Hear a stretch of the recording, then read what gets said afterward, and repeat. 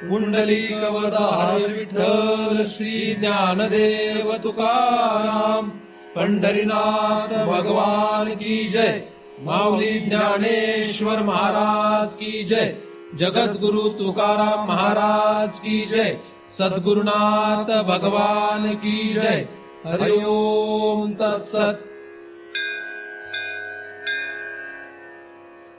ध्यानमूलं गुरुमूर्ती पूजामूलं गुरुपदम मंत्रमूलं गुरुवाक्यम मुक्तिमूलं गुरुकृपा। ब्रह्मेवाहम अहम ब्रह्म न चाहम ब्रह्मणा पृथक् नाहम देहो न मे देहा केवलहम सनातन। त्या ठिकाणी आपण सर्वजण नेहमीप्रमाणे दृक्दृश्य विवेक या ग्रंथाचा अभ्यास करण्यासाठी एकत्रित जमलेलो आहोत।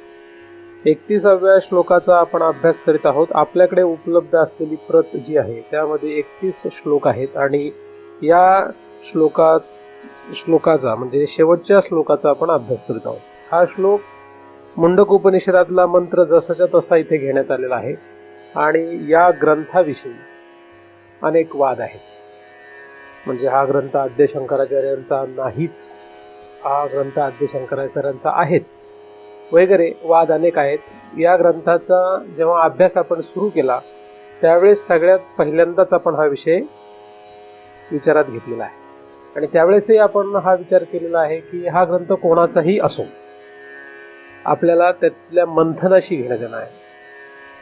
चुकीच्या मंथनाने आपण भगवंतापर्यंत पोहोचणार नाही असा साधारण भूमिका असू शकते, असं वाटणं साहजिक आहे। परंतु वास्तविक मंथन हे मंथनच आहे। यामध्ये संसारातला काही विषय नाही।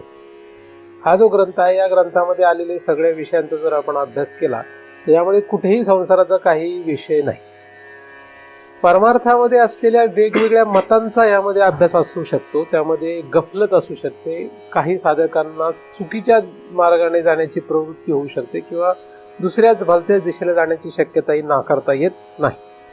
परंतु सहज अर्थ जो प्रत्येक श्लोकाचा आहे त्याचा आपण विचार केलेला आहे। अधिक हा ग्रंथ कसा इतर कुठल्याही मार्गाचा नसून हा ग्रंथ वेदांतपरच आहे याचाच आपण आपल्या पद्धतीने विचार केलेला आहे। त्यामुळे हा ग्रंथ कोणाचाही जरी असला तरी सुद्धा त्यापेक्षा महत्त्वाचा विषय आहे आपल्याला त्यातून पुढे जन्म मरणाचा फेरा चुकवता येईल का नाही हाच विषय आहे। कारण की वास्तविक परमार्थ म्हणजे काय आहे? परमार्थ म्हणजे स्वचा अभ्यास आहे। परमार्थ म्हणजे काय? स्व हा जो प्राप्त आहे त्या प्राप्ताचीच ओळख असणं हा परमार्थ आहे। म्हणजे स्वज्ञान म्हणजे परमार्थ आहे, बाकी इतर काहीही परमार्थ नाही आहे। परमार्थ हा शब्द कशात येतो? स्वज्ञान म्हणजे परमार्थ। मग स्वज्ञानाचा विषय हा एकदम उत्कृष्ट जर आपल्याला धरायचा ठरला तर स्व हा जो आहे या स्वविषयी काहीही बोलता येणार नाही। त्या ठिकाणी कुठलंही शास्त्र चालत नाही, मग ते वेद असेल तरी नाही। वेद जाणून गेला तो पुढे मौनावला। ज्या ठिकाणी वेदच चालत नाही तिथे हा ग्रंथ कोणाचा, तो ग्रंथ कोणाचा वगैरे अभ्यासाची आपल्याला तशी गरज अजिबात नाही। कारण वेदच ज्या ठिकाणी मौनावतो ते ठिकाण म्हणजे स्व आहे। वेद जाणून गेला ते तो पुढे मौनावला। हे कुठे लिहिलं आहे?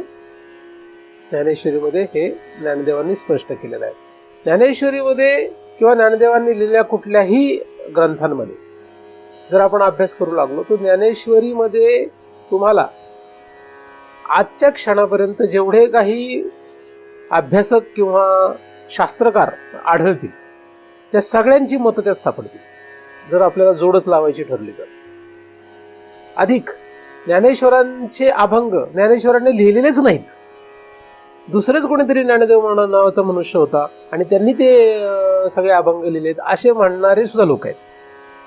वास्तविक हा अभ्यास बऱ्याच वेळा येतो, पण कधीतरी आपली दिशाभूल होऊ नये म्हणून हा या शेवटच्या श्लोकाचा अभ्यास करताना पुन्हा एकदा मला सांगणं गरजेचं आहे। कारण सुरुवात मी याच विषयाने केली होती आणि या शेवटच्या श्लोकामध्ये अनायासे हा विषय आल्यामुळे मी सांगतोय की हा ग्रंथ, हा अभंग, हा शब्द, हा विषय ज्ञानेश्वरांचा नाहीच किंवा एकनाथांचा नाहीच किंवा आद्य शंकराचार्यांचा किंवा व्यासांचा नाहीच असं म्हणणारे न म्हणणारे या समाजामध्ये भरपूर लोक होऊन गेलेत, आजही आहेत, इथून पुढेही राहतील।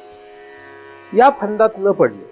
काही फंदात पडावं लागत नाही, परमार्थामध्ये काही फंदात पडावं लागत नाही. जसं चरित्राच्या फंदात पडू नका असं मी वारंवार सांगत असतो.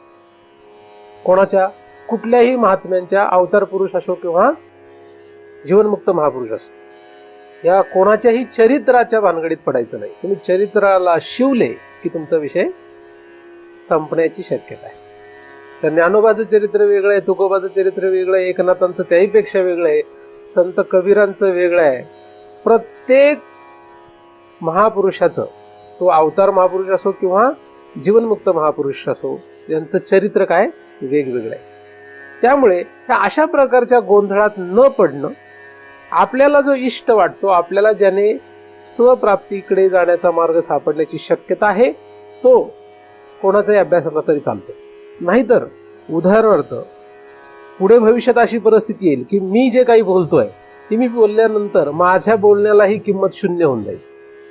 पुढे म्हणजे आजही ती शून्य होऊन जाईल. का? कारण की अवतार महापुरुष मी नाही आहे. मी अवतार महापुरुष नाही, हे पक्का आहे. आता जीवनमुक्त आहे की नाही ह्याच्यावर शंका आहे, हा शंकेचा विषय आहे. त्यामुळे ज्यांना श्रद्धा आहे ते म्हणणार हे जीवनमुक्त आहेत. ज्यांना शंका आहे त्याच्यामध्ये एक वर्ग असा आहे की ज्यांना श्रद्धा आहे ते काय म्हणणार? हे जीवनमुक्त आहेत. ज्यांना श्रद्धा नाही ते काय म्हणणार? हे ढोंगी आहेत किंवा यांना काही माहीत नाहीये. ज्यांची श्रद्धा आहे पण काही कारणाने पुढे ढासळली, त्यांनाही नंतर काय वाटणार? अरे हे ढोंगी आहेत. ज्यांना श्रद्धा नाही, ज्यांना वाटतं मी ढोंगी आहे, पण त्यांना पुढे काही कारणाने श्रद्धा निर्माण झाली, तर त्यांना वाटणार अरे हे जीवनमुक्त आहे. म्हणजे हा खेळ आहे, हा एक गोंधळ आहे, हा मायेचा कारभार आहे. माया ही आपली काम करत असते. मायेचं हे काम आहे. हे कोणाचं काम आहे? माया कार्य. हे मायेचा विषय आहे. मायेचं कामच आहे की कुठल्याही जीवाला काही कळू न देणे.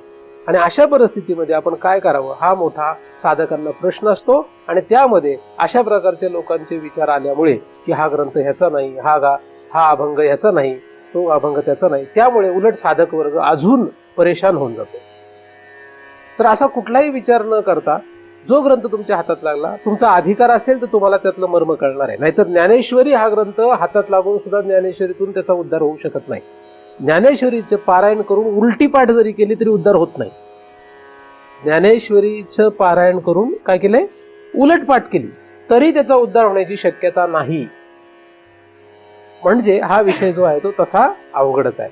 पण जो परमात्मा आहे, ज्याला सर्व जगामध्ये मान्यता आहे की सर्व जग हे त्रिलोक ज्याच्यावर आरोपित आहे, असा जो देव आहे, ज्याचं वर्णन, ज्याचा निर्देश महात्म्यांनी केलेला आहे, वेदाने केलेला आहे, किंवा कोणीही ज्या एकमेव अद्वितीय असणाऱ्या भगवंताचा उद्देश ज्याने कोणी केला असेल, तो कुठल्याही काळातला, कुठल्याही देशातला, कुठल्याही वर्णातला, कुठल्याही संप्रदायातला, किंवा स्त्री किंवा पुरुष अशा कुठल्याही लिंगभेदामध्ये असला तरी सुद्धा त्याचा बोध आपल्याला मान्य आहे.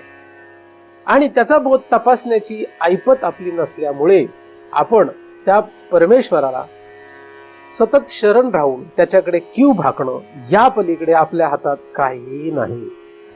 म्हणून सदैव त्या परमकृपाळू भगवंताच्या चरणी आपला जीवभाव शरणागत ठेवणं हाच आपल्याला काय उपाय आहे. काय ठेवावं लागेल? आपला जीवभाव शरणागत ठेवावा लागेल. डोकं टेकवलं म्हणजे शरणागती नसते. उदबत्ती ओळली किंवा देव पाण्याने धुवून काढले म्हणजे शरणागती नसते. जीव जर असेल तर शरणागती. जीव भाव त्या परमात्म्याकडे आपल्याला शरण ठेवावं लागेल. नाहीतर जीव बायका मुलांमध्ये, जीव संपत्तीमध्ये, जीव नको त्या ठिकाणी, आणि तो देवाची पूजा करतो. मग त्याचं ते देवाची पूजा करणं हे खरं तर फक्त एक काय व्यवहार आहे, सात्विक व्यवहार आहे, असं मी अनेक वेळा सांगत असतो. तर जीव हा जो आहे तो परमार्थात अत्यंत गरजेचा आहे. जीव हा कारण देहाशी संबंधित आहे. कारण देहाशी संबंधित हृदय आहे. हृदयाचे दोन भाग आहेत. एका भागामध्ये अंधार, एका भागामध्ये उजेड. अंधार म्हणजे अविद्या, उजेड म्हणजे विद्या. अंधार म्हणजे अज्ञान, उजेड म्हणजे ज्ञान. अविद्येचा, अज्ञानाचा आपण काही चिंतनांमध्ये विचार केलेला आहे. ज्ञान या शब्दाचा आपण अभ्यास करीत आहोत, म्हणजे हृदयातल्या उजेड या भागाचा आपण विचार करत आहोत. उजेड, उजेड कुठला आहे? जसा पृथ्वीवर उजेड असतो तो उजेड म्हणजे हे ज्ञान आहे. पृथ्वीवर जसा अंधार असतो तसं अविद्या आहे, याचा आपण आधी विचार केलेलाच आहे आणि त्याचा आपण स्पष्ट भाग विचारात घेत आहोत. तर ज्ञान, कोणाचं ज्ञान? या ठिकाणी हृदयातल्या ज्ञानाचा जेव्हा विषय सुरू झाला तेव्हा कोणाचं ज्ञान, आणि जेव्हा हृदयातल्या अज्ञानाचा विषय सुरू झाला तेव्हा कोणाचं अज्ञान, हा विषय आपला पहिला पक्का आहे. आपण तो आधीच विचारात नीटसा घेतलेला आहे की अविद्या म्हणजे काय. अविद्या म्हणजे काय? आपलंच आपल्याला विस्मरण म्हणजे अविद्या. आपला आपणपया विसरू जो धनंजया, तेच रूप या अज्ञानास. या अज्ञानाचं तेच रूप आहे. च लावल्यामुळे तिथे आपल्याला ज्ञानदेवांनी खात्रीने बोध केलेला आहे की तेच त्याचं रूप आहे, दुसरं काही अविद्येचं रूप नाही. म्हणजे आपलाच आपल्याला पडलेला विसर म्हणजे अज्ञान. मग या व्यतिरिक्त कुठल्याही प्रकारच्या ज्ञानाचा आपल्याला उपयोग काय? याच्यापेक्षा वेगळ्या कुठल्याही ज्ञानाचा आपल्याला उपयोग काय? कारण आपली अविद्या स्पष्ट आहे. ज्ञानदेवांनी आपल्यासाठी तो निर्णय पक्का करून ठेवलेला आहे की आपला आपल्याला विसर म्हणजेच अविद्या. म्हटल्यानंतर दुसरे कशालाही आम्ही अविद्या मानतच नाही. मानत नाही म्हणजे आम्हाला त्याशी घेणं देणं नाही. पण अख्खं जग तर वेगळ्याच अविद्येच्या पाठीमागे किंवा दुसरेच कुठलं तरी ज्ञान कमवण्याच्या पाठीमागे आहे. काश्मीरचं क्षेत्रफळ किती आहे, काश्मीरमध्ये किती जनता राहते, काश्मीर असं आहे का, काश्मीर तसं आहे, भारत चांगला आहे का वाईट आहे, पंतप्रधान चांगला आहे का वाईट आहे वगैरे, नरक चांगला आहे का स्वर्ग चांगला आहे, नरकात कसं जातो माणूस, स्वर्गात कसं जातो, आहे का नाही नरक, स्वर्ग आहे का नाही इत्यादी. या भवस्वर्गादी ज्ञानाशी आपल्याला काही घेणं देणं नाही. याच्याशी आपल्याला काही घेणं देणं नाही. कुठल्या अध्यायात सांगितले ज्ञानदेवांनी? या ज्ञानाशी आपल्याला घेणं देणं नसावं असं कुठल्या अध्यायात सांगितलंय? जाऊ दे, आपण शोधायला काही हरकत नाही. आता मी तुम्हाला फक्त प्रश्न करून ठेवलाय, तुम्ही शोधा. तर इतर ही सगळी जी ज्ञान आहेत हे सगळे ज्ञान आपल्याला अज्ञानासारखेच आहेत आणि आपल्याला त्याच्याशी काही घेणं देणं नाही. म्हणजे भवस्वर्ग म्हणजे हे 14 भुवन किंवा त्यामधले कुठलेही पदार्थ, नुसते पदार्थ घेऊ नये, पदार्थ क्रिया विचार असं मी सगळंच घेत असतो है ना. आता ही माझी पद्धत आहे सांगण्याची. पदार्थ, विचार आणि क्रिया या तिन्ही गोष्टी जगातल्या त्याचं ज्ञान कमवत राहणं, याने मीच स्मरण कसं होणार किंवा मीच जे विस्मरण आहे ते हटणार कसं काय? तर ते हटणार नाहीये. जर हटत असेल तर ते आपल्याला चालेल, पण हटत नसेल तर, म्हणजे ज्याने मीच स्मरण होईल तेच ज्ञान आहे. ज्याने मीच स्मरण होणार नाही ते काय? आता मीच स्मरण असं म्हणल्यानंतर शरीराला मी समजून त्याचं स्मरण करण्याला जर कोणी ज्ञान म्हणत असेल तर तो त्यांचा विषय होतो मग. आणि अशी जगामध्ये खूप आहेत. शरीराला, स्थूल शरीराला किंवा स्थूल शरीराच्या धर्मांना, सूक्ष्म शरीर किंवा सूक्ष्म शरीराच्या धर्मांना मी समजून त्याचं ज्ञान करून त्याच्यामध्ये धन्यता मांडणाऱ्यांचा वर्ग काही कमी नाही. असे खूप आहेत. यांच्यासाठी अनेक शास्त्रकार पण आहेत. अशांचा आपल्याला काही उपयोग नाही. कारण आपला विषय कुठे आहे? मी म्हणजे कुठे आहे? हृदय. मी कुठे आहे? हृदय. आपण हृदयात आहोत. आपलं खरंच स्थान हृदयात आहे. मग आपण बाहेर जो दिसतो तो आपला फक्त भास आहे. भास म्हणजे आपलं प्रतिबिंब आहे. आता मी तुमच्याशी जो बोलतोय तो मी नाही आहे. मी प्रतिबिंबित झालेलो आहे आता. म्हणजे माझं बोलणं जे ते प्रतिबिंबित झालेलं आहे. मी प्रतिबिंब रूपाने तुमच्याशी बोलतोय. मी बिंब स्थानी नाही आहे. आणि तुम्ही जे ऐकताय ते खरे प्रतिबिंब आहे, ते बिंब नाही आहे. आपल्याला ओळख नाही, त्यामुळे ही अडचण आहे. आता मी या ठिकाणी जो बसलेलो आहे हा प्रतिबिंबित आहे. काय आहे? प्रतिबिंबित मी तुमच्याशी बोलतोय. मी जो आहे खरा तो मी ह्या व्यवहारात कधीच आलेलो नाही. ना पूर्वी आलोय, ना आज आलोय, ना उद्या येणार आहे. मी जो आहे हा प्रतिबिंबित मी आहे. आता काय? आता काय? बिंब नाही, काय आहे? प्रतिबिंब आहे. म्हणजे माझा व्यवहार प्रतिबिंबाचा व्यवहार सुरू आहे. तुमचा प्रतिबिंबाचा व्यवहार, बिंबात व्यवहार होत नाही. काहीच व्यवहार होत नाही. पारमार्थिक व्यवहार होत नाही. तिथे पारमार्थिक व्यवहार होत नाही. पण हे कळणार कधी? हे तेव्हा कळेल जेव्हा ह्या सगळ्या विषयी तुम्हाला स्पष्ट होईल, तेव्हा कळेल. हे कधी पटेल? हे बघा, पटणं, कळणं, वटणं ह्या सगळ्या वेगळ्या काय आहेत. कारण एखाद्याला तुम्ही डावपेच शिकवले, कुस्ती करायची, एखाद्याला डावपेच शिकवले, त्याला सगळे डावपेच कळले, पण त्याचं वजन आहे 30 किलो आणि त्याच्यासमोर पहिलवान उभा आहे 60 किलोचा, मग काय होणार? त्याचा डावपेचचा काय उपयोग आहे का? तो तर त्याला एका हाताने मुरगळून टाकेल का नाही टाकणार? म्हणजे आहे की नाही पहिलवान कोणी? भोसरीला बरेच पहिलवान असतात म्हणून तिथं कुठेही कोणाचं नाव दिसलं की पैस लिहितात, आहे ना? सांगितलं मागे, कान तपासायचं, तसं कान तपासायचं तरच पै म्हणायचं, नाही त्याला कान दाखवायचं, पै म्हटलं की काय करायचं? असं गमतीचा भाग. तर स्व प्रतिबिंबित झालेला, काय झालेला आहे? मी कुठे आहे? मी हृदयात आहे. आणि आता मी जो आहे तो हा फसवा आहे. कोणाला फसवतोय? तुम्हाला. अजून जो फसेल त्याला फसवतोय तो. कोणाला फसवतोय? जो फसेल त्याला फसवतो, स्वतः सकट दुसऱ्याला फसवतो. तो कसा आहे? बहुरूपी आहे. कसा आहे? बहुरूपी. आपण बहुरूपी आहे का नाही? हो का नाही सांगा? आपण बहुरूपी आहेत का नाही? आता सध्या आपण बहुरूपी आहे का नाही? कसे बहुरूपी आहे? जागा झाल्यापासून झोपेपर्यंत आपण वेगवेगळी रूप धारण करतो. जशी माणसं येतील तशी रूप धारण करतो का नाही? बरोबर का नाही? मी तुमच्या घरी आलो तर तुम्ही कसे वागता? कसे वागता सांगा? तुम्हाला जर कळलंच महाराज आले असं म्हटलं की लगेच सगळे सावरासावर वेगळी होते. आणि पाहुणे आले असं म्हटलं तर वेगळ्या प्रकारे सावरा, आणि शेजारचा आला तर वेगळी सावरा. बहुरूपी आपण जागा झाल्यापासून झोपेपर्यंत प्रत्येकाशी वेगळी रूप धारण करून जपतो. लबाड आहे आपण. काय बहुरूपी म्हणजे काय? बहुरूपीचं काम काय असतं? बहुरूपी हा जो आहे हा पोटपाण्यासाठी करतो. त्याचा काहीतरी त्याचा उद्देश आहे. बहुरूपीचा उद्देश काय? त्याचं पोटपाण्यासाठी करतो. आपण कायसाठी करतो? आपणही पोटपाण्यासाठी करतो. कारण आपलं पोटपाणी म्हणजे काय? आपल्याला 5 ज्ञानेंद्रिय 5 कर्मेंद्रियांचं पोट भरायचंय, ही आपली हौस आहे. विषयांमध्ये आपण रममाण आहोत. आपल्याला त्या हौसेपोटी आपण बहुरूप धरलंय. नाही तर कशाला नवरा लागतोय, कशाला बायको लागते, कशाला लागते? 10 इंद्रियांची व्यवस्था करण्यासाठी हे बहुरूप आहे. फसवणूक सुरू आहे. कोणाची? जगाची, स्वतःची, दोघांची सुरू आहे. चांगलं का वाईट हा नाही सांगत विषय, मी तुम्हाला सांगतोय आपण कुठं फसलेलो आहे. नाही तर काही लागत नाही. बहुरूप. आणि मान्य करायला कोणी तयार नाही. मान्य करायला म्हणजे नाही आपण सगळे तसंच आहोत, सारखेच आहे. सतत वेगवेगळे रूप धारण करतो आपण, सतत. मग त्याला काही हे नाही, हिशोब नाही. सतत वेगवेगळे रूप धारण. महाराजांच्या समोर वेगळं, घरी वेगळं, आहे की नाही? लबाडी. कुठे जाणार मग आपण?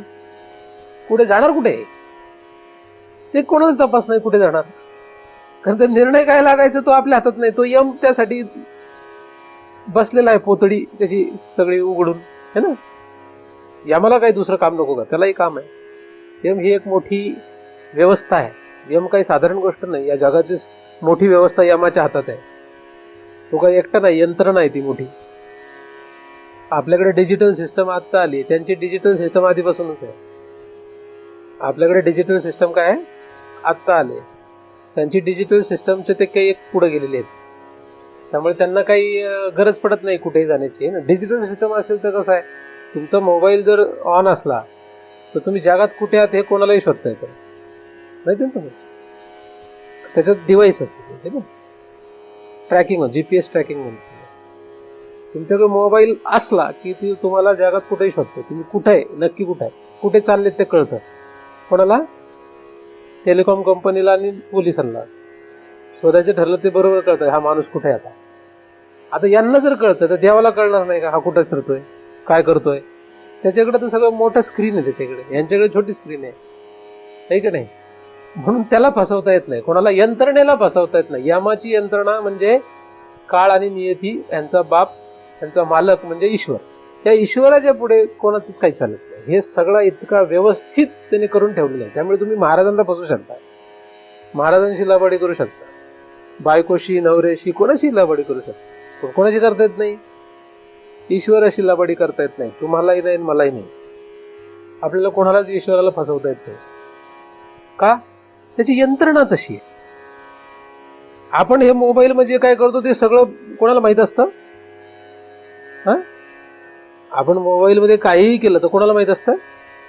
हा, टेलिकॉम कंपनीला माहित असतं, सगळं रेकॉर्ड असतं त्याचं, आणि गरज पडली तर पोलीस ते तपासून देतात. ठीक आहे नाही? असो, त्याच्यातही पळवाटा आहे, तुम्ही शोधू नका पण, कारण तुमच्या पळवाटेला पण त्यांच्याकडे ट्रॅकिंग आहे. ते त्याच्या पुढचे आहेत है ना. असो, गमतीचा भाग सोडून देऊ. तर मी जो आहे हा मी कुठे आहे? मी कुठे आहे? हे मी नाही आहे. हा मी नाही आहे हे पंचीकरणात वाचून उपयोग नाही होत. हा मी नाही हे पंचीकरणात वाचून उपयोग नाही. पंचीकरण वाचू नये का? मग नाही, वाचावं. पंचीकरण वाचा. पंचीकरण वाचायला काही हरकत नाही. पंचीकरण वाचायला पाहिजे, हस्तफलक वाचायला पाहिजे. जे काही तुम्हाला या विषयाकडे घेऊन जाणारे ग्रंथ असतील ते तुम्ही वाचायला काही हरकत नाही. आता ज्याचा अधिकार जसा असेल त्याप्रमाणे तो त्या ग्रंथाचा आधार घेऊन पुढे सरकू शकतो. पण मी जो आहे, मी आहे खरा हृदयामध्ये. तो हृदयामध्ये स्थित आहे, आणि त्या हृदयामध्ये स्थित असलेल्या मीला अविद्येने ग्रासलं किंवा अविद्या आहे हे केव्हा होतं ठरतं? जेव्हा त्याला स्वतःच विस्मरण असतं. स्वतःचं विस्मरण व्हायला कारण काय? स्वतःचं विस्मरण व्हायला काय कारण आहे? तर स्वतःच्या ज्ञानाशिवाय इतर कुठल्याही ज्ञानाच्या पाठीमागे धावल्याने स्वतःचं विस्मरण होतं. स्वतःच्या ज्ञानाव्यतिरिक्त कशाच्याही पाठीमागे धावलं तर त्याचं स्वतःचं विस्मरण होतं. फक्त स्वज्ञाना व्यतिरिक्त तुम्ही कशाच्याही पाठीमागे धावा, स्वचं विस्मरण शिल्लक राहणार, तसंच राहणार. ठीक आहे? कशाने राहणार शिल्लक? कशाने शिल्लक राहणार आहे? स्वतःच्या ज्ञानाव्यतिरिक्त तुम्ही कशाच्याही ज्ञाना पाठीमागे धावा, कुठल्याही ज्ञाना पाठीमागे धावा, तुमचं स्व अज्ञान शिल्लक राहणार, म्हणजे स्वविस्मरण शिल्लक राहणार. वाचोनी ज्ञाने विनयके उपाय करशी जितुके. म्हणजे फक्त ते आत्मज्ञान, ते आत्मज्ञान पाहिजे. आत्मज्ञान म्हणजे स्वज्ञान, मी ज्ञान, हे या ज्ञानाचा आपल्याला विषय आहे. या ज्ञानाच्या आपण दिशेने जात आहोत. तर मी जो आहे हा मी कुठे आहे? हृदयात आहे. मी कुठे आहे? हृदयात आहे. मी हृदयात आहे. पहिल्यांदा मी मलाच ओळखत नाही हे तीव्रपणे जाणवल्याशिवाय, हे तीव्रपणे सतत लक्षात असल्याशिवाय इकडे येता येणार नाही. हा विषय आपण आधीच केलेला आहे, आणि आपण त्याच्या पुढच्या भागात आहोत. आता मीच ज्ञान या विषयाकडे आपण आहोत. तर मागील वेळेस आपण हा विचार केलेला आहे की आपण जेव्हा खरं बोलायला लागतो तेव्हा जगात आपल्याला जगता येणार नाही. तुम्ही खरं बोलले, तुम्ही जगात जगण्याच्या अधिकारी नाही. आणि हे प्रत्येक जीवाला अनंत जन्मांपासून माहित आहे, म्हणून कोणीही तसं खरं बोलू शकत नाही. आणि त्या खोटं बोलण्याची इतकी सवय आपल्याला की कोणालाच वाटत नाही आपण खोटं बोलतोय. आणि त्या खोट्यामध्ये सुद्धा खरे खोटे आहेत. खोटं काय? मी ब्राह्मण आहे, हे काय आहे? खोटं आहे का खरं आहे? मी ब्राह्मण आहे हे खोटं आहे. बरं, हे दादांत खोटं आहे. मी स्त्री आहे, मी पुरुष आहे, मी ब्राह्मण आहे, मी वैश्य आहे, मी शूद्र आहे, मी अमका आहे, मी तमका आहे, मी पापी आहे, मी पुण्यवान आहे वगैरे काहीही असो, हे सगळं खोटं आहे. आणि या खोट्यामध्ये पुन्हा अजून खोटं आहे. काय? मी ब्राह्मण आहे हेच मुळात खोटं. मग त्याच्यानंतर मी ब्राह्मण आहे असं खोटं समजून पुढे त्याचे खोटेपणाचे व्यवहार सुरू आहेत.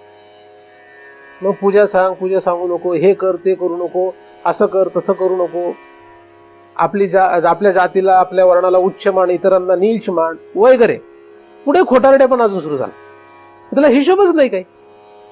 म्हणजे एका खोट्यावर पुढे अनेक खोट्यांचा कारभार सुरू आहे. आणि लोक मग त्या खोट्यामध्ये खोटं खरं जातात. नाही ना, जाणवं आहे का? हा, मग हे ब्राह्मण. उपनयन झालंय का? हा, मग ब्राह्मण. उपनयन झालं तरी ते खोटं आहे. तो ब्राह्मणच नाही मुळात. ना अहम मनुष्य न च देव यक्ष न ब्राह्मण क्षत्रिय वैश्य शूद्रा, तो नाहीये. पण मग त्याच्यामध्ये लोक शिकवतात. मग नाही, आता ते किती वर्ष झाले? 8 वर्ष झाले. उपनयन करावं लागतं.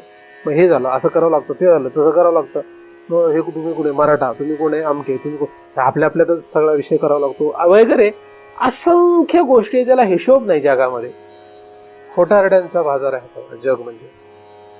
आणि लोक त्यात सांडबन घेत होतात एकमेकांना. लोक तर महाराजांना पण सांगतात, महाराज हे चुकीचं आहे, योग्य नाही. बरं, आता काय करणार? म्हणजे व्यावहारिक कार्यातल्या महाराजांना असं शिकवलं तर ठीक आहे, वेदांती महाराजांना शिकवलं तर काय करणार ते महाराज? काय करणार काय तुम्ही? बरोबर, ठीक आहे, नाही का? ठीक आहे, बरोबर आहे. योग्य अयोग्य चा गोंधळ खोट्यावर आरोपित आहे. खोटं काय? मी हृदयामध्ये जो मी आहे, कमीत कमी त्या हृदयातल्या मीला मी मानून तरी बोलावं. मीची ओळख, मीचा खरेपणा सांगता आला पाहिजे. आणि तो सांगितला की जगामध्ये आपल्याला काही जागा नाही. कारण मी मागील वेळेस तुम्हाला एक चिंतन एका तत्वाला धरून सांगितलं होतं. आपण जगामध्ये जे काही करतो ते फक्त मीच्या व्यवस्थेसाठी करतो. हे तत्व तुम्हाला सांगितलं. आपण जे काही करतो ते कशासाठी करतो? फक्त मीसाठी करतो, बाकी कशासाठीच करत नाही. आपण जे काही करतो कोणासाठी करतो? मीसाठी करतो. पण आरोप कोणावर करतो आपण? आरोप कोणावर करतो? समोरच्यावर, दुसऱ्यांवर करतो. तुझ्यासाठी करतो. काय म्हणतो आपण? आणि त्याच्यात सगळ्यात डेंजर कोण आहे? सगळ्यात डेंजर कोण असेल त्याच्यात? तुझ्यासाठीच करतो असं म्हणणाऱ्यांमध्ये सगळ्यात डेंजर कोण असेल? डेंजर हा जरा जास्त डेंजर शब्द आहे. तुझ्यासाठीच तर सगळं करतोय असं म्हणणाऱ्यामध्ये सगळ्यात टोकाचा कोण असेल? बायको म्हणते का? लगेच दुसऱ्यावर आरोप करताय. तुम्ही नाही म्हणत? तुम्ही नाही म्हणत? बायको म्हणते, तुम्ही नाही म्हणत. तुम्ही पण म्हणताय तुझ्यासाठी तर चाललंय सगळं, नाही का? एवढं सगळं केलं कोणासाठी केलं? बाप म्हणतो, आई म्हणते, बायको म्हणते, नवरा म्हणते, सगळेच ते म्हणतात. पण ह्याच्यात सगळ्यात जास्त कोण जर गुंतलेला असेल ह्या मोहात तर ती असते आई. कोण गुंतलेली असते? आई. आई. आणि याच आईला जगामध्ये सगळ्यात जास्त किंमत आहे. ठीक आहे. आता तुम्ही जर अवघड विषय आहे, अवघड काय, सगळ्यात जास्त किंमत आहे जगात आईला. व्यवहारामध्ये आई सर्वात उत्कृष्ट मानली जाते. का? कारण बायको नवरा यांचा कधी काही गोंधळ होईल, वाद होईल, विवाद होईल, काय व्हायचं ते होईल, फाटाफूट होईल, ताटातूट होईल, काय होईल. पण आई आणि लेकरू, आई गेल्याशिवाय, आईची बाजू सांगतो मी, लेकराची नाही सांगतो. आईची भूमिका अशी असते, काय व्हायचं ते होऊ दे, तिचा लेकरातला जीव निघू शकत नाही. महाराजांनी शिकवलं तरी सुद्धा निघू शकत नाही. महाराज जाऊ देत, या सृष्टीचा चालक ब्रह्मदेव जरी आला आणि त्याने सांगितलं ह्या आईचा जीव या लेकरातून काढा, तो म्हटलं मी या सृष्टीचा मालक आहे, मी सांगतो म्हणून काढ, तरीही काढू शकत नाही. त्याला म्हणतात आई. हे वर्ग जरा नाराज होईल, मग आई वर्ग नाराज होईल, निघू शकत नाही. म्हणून स्त्रीचा उद्धार होणं अत्यंत अवघड, अत्यंत म्हणजे अत्यंत अवघड, अतिशय अवघड, शक्यतो नाही. पुरुषांचा ते हिच्या मोहात असतात. आता मग मला सांग काय झालं? आई लेकरातून जीव काढू शकत नाही, पुरुष स्त्रीमधून जीव नाही काढू शकत. म्हणून हे दोघेही डुबणार. याच्यातून बाहेर पडणं फार अवघड. मग तुम्ही म्हणून सगळं देवाने ईश्वराने हे सगळं कशासाठी केलंय? मग काही लोक आपल्याला मला बोलतात, मला विचारतात. आता एवढे कोणी विचारत नाही, पण काही लोक विचारून थकले. ते म्हटले हे काय बावळटच माणूस, याच्या नादी लागण्याचा अर्थ नाही. पूर्वी मला लोक खूप विचारायचे, मग हे काय सगळं कशासाठी आहे? तुम्हाला वाटतंय ना, मग तुम्हाला आपण अडवलंय काय? तुम्ही चालू द्या ना, काहीच हरकत नाही, तुम्ही चालू द्या. जगामध्ये आपलं सगळं ऐकतील का? जगात असा कोणीच माणूस नाही, कुठलाही शास्त्रज्ञ नाही, कुठलाही विचारवंत नाही की ज्याचे सगळे लोक ऐकतील. जगात कोणी असो, अवतार महापुरुष जरी असलं तरी सुद्धा सगळे लोक ऐकू शकत नाही. त्यात काही विशेष काहीच नाही. ज्याला पटेल त्याला तो विषय भावतो, त्या दिशेने तो जाणार आहे. त्यामुळे त्यात काही विशेष नाही. तर खोटं बोलू नका. काय बोलायचं नाही?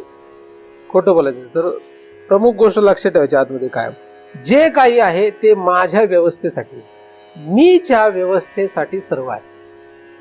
आणि जे मीच्या व्यवस्थेसाठी आहे ते कोणाचं आहे? ते कोणाचं आहे? आपलंच आहे. कोणाचं आहे? आपलं आहे का कोणाचं आहे? ते ईश्वराचं आहे. ईश्वर प्रत्यक्षात त्यात भाग घेतो का? घेत नाही. मग प्रकृतीचं आहे सगळं. कोणाचं आहे? हे सगळं प्रकृतीच्या ताब्यात आहे. आणि ती प्रकृती नियती आणि काळ या रूपाने खेळ खेळते. ही प्रकृती तुम्ही कुठल्याही पद्धतीने अभ्यासात घेऊ शकता, कुठल्याही पद्धतीने, म्हणजे अष्टधा प्रकृती घ्या किंवा त्रिगुणात्मक घ्या, ते अभ्यासासाठी आहे, त्याच्यात वादविवादाचा विषय नाही. बरं, अभ्यास तुम्ही त्रिगुणात्मक प्रकृती घेऊन सगळा अभ्यास मांडू शकता, अष्टधा प्रकृती घेऊन सगळा अभ्यास मांडू शकता, तुम्हाला जसं शक्य होईल तसं करा. पण ही प्रकृती जी आहे, या प्रकृतीच्या ताब्यात सगळं आहे, त्यामुळे आपलं काहीच नाही, काहीच नाही आपल्याकडे. हे शरीर माझं नाहीये, हे प्रकृतीचं आहे. हे कोणाचं आहे? कोणाचं आहे? हे प्रकृतीचं आहे. आणि ह्या शरीराद्वारे होणारं सगळं कोणाचं आहे? हे पण तिचंच आहे. पदार्थ, विचार, क्रिया हे तिच्या ताब्यातलेच, तिचेच आहेत. आपलं, माझा काही संबंध नाही तिच्याशी. करणे का न करणे, करणे का न करणे दोन्ही लावणी प्रकृतीच्या माणी, आणि प्रकृती का अधीनी हृदयस्थ जया, ती त्याच्या अधीन आहे, पुरुषाच्या. हृदयस्थ म्हणजे हृदयात असणारा जो मी त्याच्या अधीन आहे, पण तो काही करत नाही. मी तुम्हाला ते सांगेन, म्हणजे हृदयस्थ ईश्वर आहे. हृदयस्थ मध्ये कोण आहे? ईश्वर आहे. वास्तविक ईश्वर जो आहे, हा ईश्वर ओळखणं जरा थोडा अवघड आहे. आता त्याचा विषय नसल्यामुळे तो भाग मी एवढा स्पष्ट करत नाही. पण प्रकृतीच्या ताब्यात सगळं, या जगामध्ये काहीही आपल्या ताब्यात नाही, हे पहिलं लक्षात घ्यावं. म्हणून आपला कशावरच अधिकार अजिबातच नाहीये. मग प्रकृतीने कशाची काय व्यवस्था करावी हे कोण ठरवणार? आपण ठरवतो, आणि आपल्याप्रमाणे झालं की आपल्याला फार आनंद होतो, आणि आपल्याप्रमाणे नाही झालं की आपल्याला दुःख होतं, रडायला लागतो. आपण आपल्याप्रमाणे झालं की आपल्याला फार मजा वाटते, फार छान वाटतं. ही तुमची आणि माझी सारखीच अवस्था आहे. आपली सर्वांची अवस्था काय सारखीच आहे. आपल्याप्रमाणे झालं रे झालं की आपल्याला कोण हर्ष होतो, आणि आपल्याप्रमाणे नाही झालं की प्रचंड यातना होतात. एक तत्व तुम्ही जर आयुष्यात फक्त लक्षात घेतलं, मागच्या चिंतनाचा अभ्यास, की मीच्या व्यवस्थेसाठी जग आहे सर्व, आणि ते सर्व प्रकृतीच्या मालकीचं आहे, म्हणजे ईश्वराच्या मालकीचं आहे. त्यामुळं आपल्याला फक्त त्याचा वापरण्याचा अधिकार आहे, आपल्याला त्याच्यावर अधिकार गाजवण्याचा अधिकार नाही. हे स्वतःला शिकवत चालणं ही खूप अवघड गोष्ट आहे. एवढी जरी तुम्ही शिकवू लागले स्वतःला, तरी परमार्थामध्ये अत्यंत उच्च अवस्थेला पोहोचले. काही नाही करता, काहीच न करता, एवढं जरी शिकवलं स्वतःला. आपल्यासाठी काय उपाय? हा सर्वोत्कृष्ट उपाय आहे. आपल्या स्वतःला आपण सतत हे शिकवत चला की मीच्या व्यवस्थेसाठी सगळं आहे, पण जे काही मीच्या व्यवस्थेसाठी मांडलेलं आहे त्याच्यावर आपला अधिकार अजिबात नाही. म्हणून अधिकार गाजू नका. मी व्यतिरिक्त कशावरच नाही. म्हणजे आपल्या मनावर अधिकार आहे का? बुद्धीवर अधिकार आहे का? कशावरच अधिकार नाही, कशावरच अधिकार नाही. पण एकदम मन आणि सूक्ष्म देहाचा प्रकार आहे, त्याच्यावर जाता येत नाही. म्हणून बाहेरून आतमध्ये जावं लागतं. म्हणून बाहेरच्या जगातल्या आपल्या या शरीरा व्यतिरिक्त कशावरही अधिकार गाजू नये. आणि आपण तर अधिकार गाजवण्यामध्ये इतके हुशार आहोत की आपण कागदोपत्री अधिकार सगळं लिहून ठेवतो, आणि कागदावर वगैरे सगळं लिहून डॉक्युमेंट तयार करून लॉकरमध्ये वगैरे ठेवून देतो अधिकार. मला मी हे सांगितलं वाटतं चिंतनामध्ये आधीच. आपण एवढे भयानक आहोत. याचा परिणाम लक्षात नाही ते आपल्याला. जगामध्ये आपलं कशावरच नाव राहू नये, आणि राहिलं तरी ते नाम मात्र झालेलं, त्याचं तथ्य नाही राहिलं तर ठीक, पण ते फार अवघड असतं.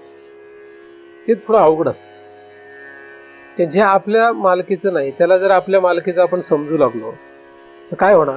कधी ना कधी आपल्याला त्याचा फटका बसेलच का नाही. दुसऱ्याच्या वस्तूवर आपण अधिकार गाजवायला लागलो तर किती काळ चालेल? ते जास्त काळ नाही चाललं. म्हणून नियती आणि काळ हे दोघं अख्ख्या जगाला का खातात? नियती आपल्याला तडाखे ठेवून देते का नाही देते सांगा? कशामुळे? तुम्ही अधिकार गाजवणं कमी करा, तुमचे नियतीचे तडाखे आपोआप कमी होतील. तुम्ही अभ्यास करून बघायचा. एक तत्व लक्षात ठेवा, परमार्थ जाऊ देत बाजूला, फक्त एक अभ्यास म्हणून तुम्ही हा विचार करा. फक्त तुम्ही जगातल्या कुठल्याही पदार्थांवर कशावरही अधिकार गाजू नका. तुमचा नियती तुमचे तडाखे कमी करून देईल आपोमत. आणि याच्या टोकाच्या भूमिकाला पोहोचले की काळ तुम्हाला खाणार नाही. याच्या सर्वोत्कृष्ट भूमिकेला पोहोचले की काळ खाणार नाही. काळ आणि नियती का खातात? काळाची गरज कधी पडते? एकदाच पडते. एका शरीरात काळाची गरज एकदाच पडते. नियती सतत काम करते. नियती काय करते? नियती सतत काम करते, तिचं सतत काम चालू आहे, कारण तिला मिरवायला आवडतं. काळ काळ हा तिचा नवरा आहे, त्यामुळे तो काही सतत काम नाही करत. प्रमुख खेळ तिचा असतो. त्यामुळे तिचे जर आपल्याला तडाखे कमी करायचे असतील तर आपल्याला काय करावं लागेल? अधिकार गाजवायचं बंद करून टाकायचं. कशाचा अधिकार नाही आपला. तुम्हाला इतकं हलकं वाटायला लागेल. काय व्हायला लागेल? हलकं वाटायला लागेल. मग इतकं हलकं वाटायला लागेल की तुम्हाला सुखकारक स्थिती तुमची आतमध्ये सुखकारक स्थिती तयार होईल. पण कधी तुम्ही असं कराल तेव्हा. आता तुम्ही जर म्हटले मी आता अधिकार गाजवायचं सोडलाय, कशावर? मी अमेरिकेवर अधिकार गाजवतच नाही आता अजिबात. बराक ओबामाच्या संपत्तीवर माझा काहीच अधिकार नाही आता मी त्याच्यावर अधिकार गाजवत नाही. चालेल का? तुला विचारतो कोण तिकडे? अमेरिकेचा काय संबंध कुठे आहे तुझ्या? अमेरिकेवर अधिकार मी गाजवतच नाही, तुला अमेरिका तुझ्या अधिकारात येतच नाही का? हे जगाला माहिती आहे. तर आपल्याला जास्त पदार्थ नाही, आपल्या सभोवताली फार कमी गोष्टी असतात की ज्याच्या आपण विनाकारण अधिकार गाजवत असतो. विनाकारण म्हणजे त्याला काही सांगता सोय नाही. व्यवस्था करणं, अधिकार न गाजवता व्यवस्था चांगली करता येते, हे मागे मी तुम्हाला सांगितलेलं आहे. अधिकार न गाजवता व्यवस्था चांगली करता येते, उत्कृष्ट करता येते. अधिकार न गाजवता करता येते, पण तशी प्रवृत्ती असावी लागते, तसा त्याचा भाव असावा लागतो. जसं उदाहरणार्थ आपल्याला जर डिफेन्सने घर दिलं, आपण डिफेन्समध्ये किंवा गव्हर्नमेंट सर्व्हिसमध्ये काम करतो, गव्हर्नमेंटने आपल्याला क्वार्टर दिली. आता गव्हर्नमेंटने क्वार्टर दिली तर आपण ती क्वार्टरला व्यवस्थित छान नीटनेटकं ठेवू शकतो का नाही? तर काही लोक असतात एकदम नीटनेटकं व्यवस्थित ठेवतात आणि सर्व्हिस संपली की सोडून देतात, जातात घरी. आणि काही असे असतात की गव्हर्नमेंटचं क्वार्टर आहे म्हणून त्याचं फार वाटोळं करून टाकतात. काही तर त्याच्यापेक्षा बादर असतात, नोकरी संपल्यावर सोडित नाहीत. ते पेपरला मी कधीतरी मागच्या दोन आठवड्यापूर्वी कधीतरी पेपरला कोणीतरी वाचलं, मला सांगत होतं का मीच वाचलं, मला आठवतं. मी पेपर वाचत नाही तसा, तुम्हाला माहिती आहे का नाही? मुंबईमधली काय पेपर असता का नाही तुम्ही लोक? नाही मग काय हो म्हणतात. होतं ना मुंबईतल्या तर एक पोलीस कॉलनीमध्ये अशी अडचण झाली की कितीतरी पोलीस लोकांना घर पाहिजे राहायला, जे सर्व्हिसमध्ये आहेत. पण आधीचे जे पोलीस आहेत ते क्वार्टर सोडिनात. आणि अशी हजारोंमध्ये यादीला लिस्टमध्ये नाव आहे. कोणी सांगितलं वाटतं मला, कोणीतरी सांगितलं. त्यांची यादीत नाव आहे, त्यांना घर पाहिजे, ते नोकरी करतात. आणि जे रिटायर झालेत, कधी जमाना झाला रिटायर होऊन, ते घरच सोडिनात. आता काय म्हणावं है ना? नाही, इकडे चालतं, इकडे नाही चालत. हे घर जे आहे क्वार्टर, ते नाही सोडलं तरी एक वेळ हे सरकार तेवढं सक्षम नसल्यामुळे किंवा तेवढी त्याची डेअरिंग नसल्यामुळे चालतं. ह्याचं असं नाही बरं. हे तुम्ही म्हटलं नाही सोडित, तसं नाही. हे घर तुम्ही सोडित नाही म्हटले, चालेल का? बघा, प्रयत्न करून बघा. सोडित नाही म्हटलं, मी नाही सोडणार म्हटलं, किती बलदंड असला, किती व्यायाम केला, किती डॉक्टरची औषधं खाल्ली, नाही सोडणार नाही. तू औषधं खा, नाहीतर व्यायाम कर, नाहीतर काही कर. तो आला की तरुण आहे का म्हातारा, बलदंड आहे का कृश आहे, असलं काही चालत. घर सोडायचं म्हणजे सोडायचं, अधिकार गाजवायचा नाही. मग त्याला नंतर तिकडून वरून किती वरडला तरी ही उरलेली लोक जाळतातच त्याला. मला माहितीये का, माणूस जेव्हा मरतो तेव्हा काही लोकांचा जीव लगेच यमपुरी जात नाही, तो घुटमळतो तिथे. तर जेव्हा जाळीत असतात तेव्हा त्याला इतका वैताग येतो, तर रडतो तो. जाळतात ना त्याला. मला सांगा, तुम्हाला आता जाळलं तर कसं होईल? बरं वाटेल, छान वाटेल, छान गार. ज्यांचा जीव एकदम यमपुरी जात नाही, जीव गुंतलेला असतो, गुरफटत असतो. काही लोकांना 10व्यापर्यंत जीव गुंततो ना, काहींचं 10व्यापर्यंत, 13व्यापर्यंत. आता ते तुम्हाला सगळं जेवढं थोतंड सांगत नाही, कारण ते फार मोठं आहे आणि त्याचे अनेक पैलू आहेत. पण एक भाग आता विषयाला म्हणून सांगतो. जेव्हा मनुष्य मरतो तेव्हा मेल्यानंतर लोक त्याला जाळतात. किती दिवसांनी? एका दिवसात त्याला जाळण्याचा प्रयत्न करतात. जेव्हा जाळतात, जर त्याचा जीव घुटमळत असला तो तिथंच फिरतो. कुठं फिरेल? बायको भोवती फिरेल का पोरा बाळांभोवती फिरेल? त्याला सगळ्यात घेण्याचं शरीराभोवती तो घुटमळत राहतो.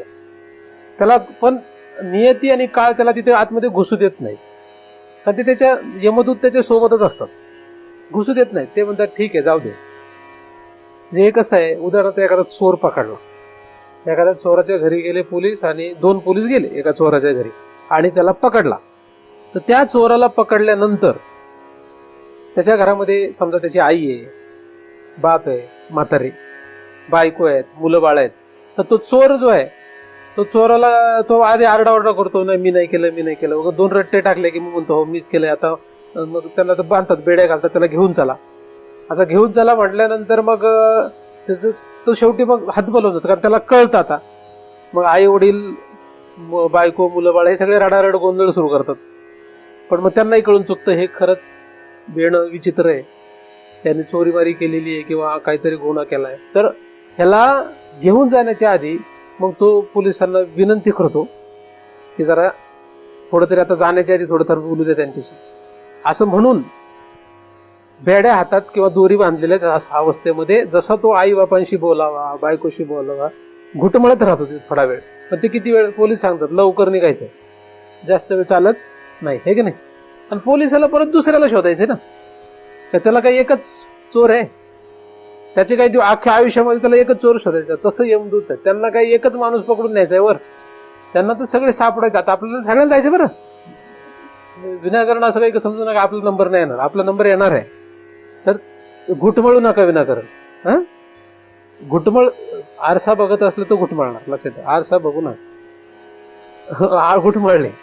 जे आरशात बघतात रोज ते 100% घुटमळणार आहे. तर त्यांना कौतुक आहे स्वतःच्या चेहऱ्याचं. मी पण बघतो बरं, माझ्याकडे 3 आरसे आहेत, मोठे आहेत तेवढं. पण कधी ह्या आरशात कधी त्या आरशात. घुटमळला की काय होणार आहे, यमदूत थोडा वेळ ठेवतात. तर तो त्या मैतीच्या ठिकाणी म्हणजे ते जाळत असतात तिथे तो बघतो आपलं शरीर जाळतात. पण नियती अशी आहे की काळाने एकदा घाव घातला की त्यानंतर नियती त्या शरीरात त्या जीवाला परत येऊ देत नाही. आपल्या समोर आपल्याला जाळतात आणि त्या ज्या यातना आहेत त्या यातना आपल्या कोणी ऐकायला तर नाही. एक लक्षात घ्या, माणसाला आपल्याला यातना किती आहेत, ह्या ज्या यातना ज्या असतात त्याचं दुःख जे आहे, त्या यातनांचं दुःख जास्त केव्हा होतं, जेव्हा त्या यातना आपल्यालाच फक्त कळतात, दुसऱ्याला कळतच नाही, तेव्हा त्या प्रचंड होतात. आपल्या यातना दुसऱ्याला कळल्या, त्याला जरा समजल्या, त्याला जरा त्याचा सेन्स झाला, कळलं त्याला, तर आपल्या यातना थोड्या कमी होतात. पण आपल्या यातनाच कोणाला कळत नाही, त्यावेळेच्या ज्या यातना असतात त्या डबल होतात. तसं जेव्हा शरीर आपलं जाळलं जातं तेव्हा आपलं शरीर जाळत असताना आपल्याला ज्या यातना होतात, कारण त्याच्यात प्रचंड मोह असतो ना शरीरामध्ये, त्या यातना इतक्या भयानक आहेत आणि त्याला कोणीच काही नाही करू शकत, कोणीच काही नाही करू शकत. आणि ही आपली अशी परिस्थिती येणार. आणि त्याच्यात जर मग हा फारच विचित्र असला तर यमलोकी सुद्धा त्याला म्हणतात त्याला सोडा, कुठं सोडून द्या, त्याला काय त्याला फिरायचं तिकडे फिरू द्या म्हणून, त्याला सोडून देतात, त्याला दुसरं शरीरच देऊ नका म्हणजे. काय करा, कारण त्याच्यापेक्षा पुढची अवघड गोष्ट काय, दुसरं शरीर न मिळणं. मरण जेवढं अवघड आहे, मरणापेक्षा जास्त अवघड काय, पुढचं शरीर न मिळणं, त्यापेक्षा भयानक अवस्था आहे. आणि जर यमाने जर सोडून दिला आपल्याला तसा आणि दुसरं शरीर नाही मिळालं तर मग फार भयानक परिस्थिती. मला सांगण्याचा मुद्दा असा आहे की आपल्या व्यवस्थेसाठी आहे ते, त्याच्यावर अधिकार गाजवला की दुःखाशिवाय आपल्याला काही मिळणार नाही, दुःखाशिवाय काही मिळत नाही. शरीरावर सुद्धा आपल्याला अधिकार गाजवता येत नाही स्वतःच्या, तर इतरांच्या कशावर आपला काय अधिकार आहे. म्हणून आपलं काहीच नाही आहे जगात. मग कोणाचं आहे ना, वापरतोय ना, हो आहे, नक्कीच आहे. कोणाचं आहे, सबभूमी गोपाल की. त्यामुळे आपल्या 7-12 नाव आता म्हटले की मग मी सांगतो लगेच, मग आपलं घरावरचं नाव आता गोपाळाचं नाव टाका, गोपाळांचं ते गोपाळ, ते खुश होऊन जातील. सगळ्यांनी जर गोपाळांचे नाव केलं तर आमचं त्यांचं आधीच चांगलं आहे, सगळं आमच्या नावावर. काय दादा, तुमचे नाव केलं सगळ्यांनी तर मला दिलं का नाही, म्हणून मी डायरेक्ट घेत नाही. गोपाळ नावावर राहू दे तुमच्या, पण जीव भाव काढा त्यातून, है ना, राहू देत नावावर. तर काय देतात तिला, अवघड आहे तसं. आणि स्त्रिया, मी तुम्हाला सांगितलं वाटतं मागच्या वेळेस तरी, स्त्रियांचं नावच नसतंय, त्या भाग्यवान स्त्रिया आहेत. ज्या स्त्रियांचं प्रॉपर्टीवर कुठेही नाव नाही त्या स्त्रिया अतिशय भाग्यवान आहेत. पक्क लक्षात घ्या. आणि ज्या स्त्रियांना आपलं नाव असावं असं वाटतंय ते थोडंसं भाग्य त्यांचं डळमळलंय. तुम्ही म्हणाल तुम्ही पुरुष प्रधान संस्कृतीमध्ये गेले, ते तुमचा विषय, तुम्हाला काय समजायचं, त्याला मी काही करू शकत नाही का, त्याला मला काही करता येत नाही. पण आपलं नाव नसलं तर काय चांगलं आहे, नाव असलं तरी तो भाव नष्ट करायचा प्रयत्न करा, आपलं काहीही नाही. हे जेव्हा आपण सुरू करू तेव्हा आपलं लक्ष कशावर जातं, मीवर जातं. कारण की जास्तीत जास्त आपलं दुःख, जास्तीत जास्त आपल्या यातना ज्या आहेत त्या अधिकार गाजवल्यामुळे आहेत. आणि त्या प्रयत्नपूर्वक कमी केल्यानंतर आपण शांत स्थिर होतो आणि मग आपल्याला स्वज्ञानाचा अधिकार येतो. स्वज्ञान, मी काय आहे, कशावरच अधिकार न गाजवल्यामुळे ते आपलं नाही हे लक्षात यायला लागतं. आपलं नाही असं म्हटलं त्याची व्यवस्था करू नये असं मी म्हटलेलं नाही, त्याची व्यवस्था तुम्ही करू शकता. त्याची व्यवस्था करायचं आपल्याला काही हरकत नाही, त्याची व्यवस्था करायची काही हरकत नाही. पण त्याच्यामध्ये आपण आपलं, माझं हा भाव काढावा लागतो. माझं काहीच नाही, माझं काय आहे, माझं काहीच नाही हा स्पष्ट आणि पक्का भाव करत चालावं लागेल.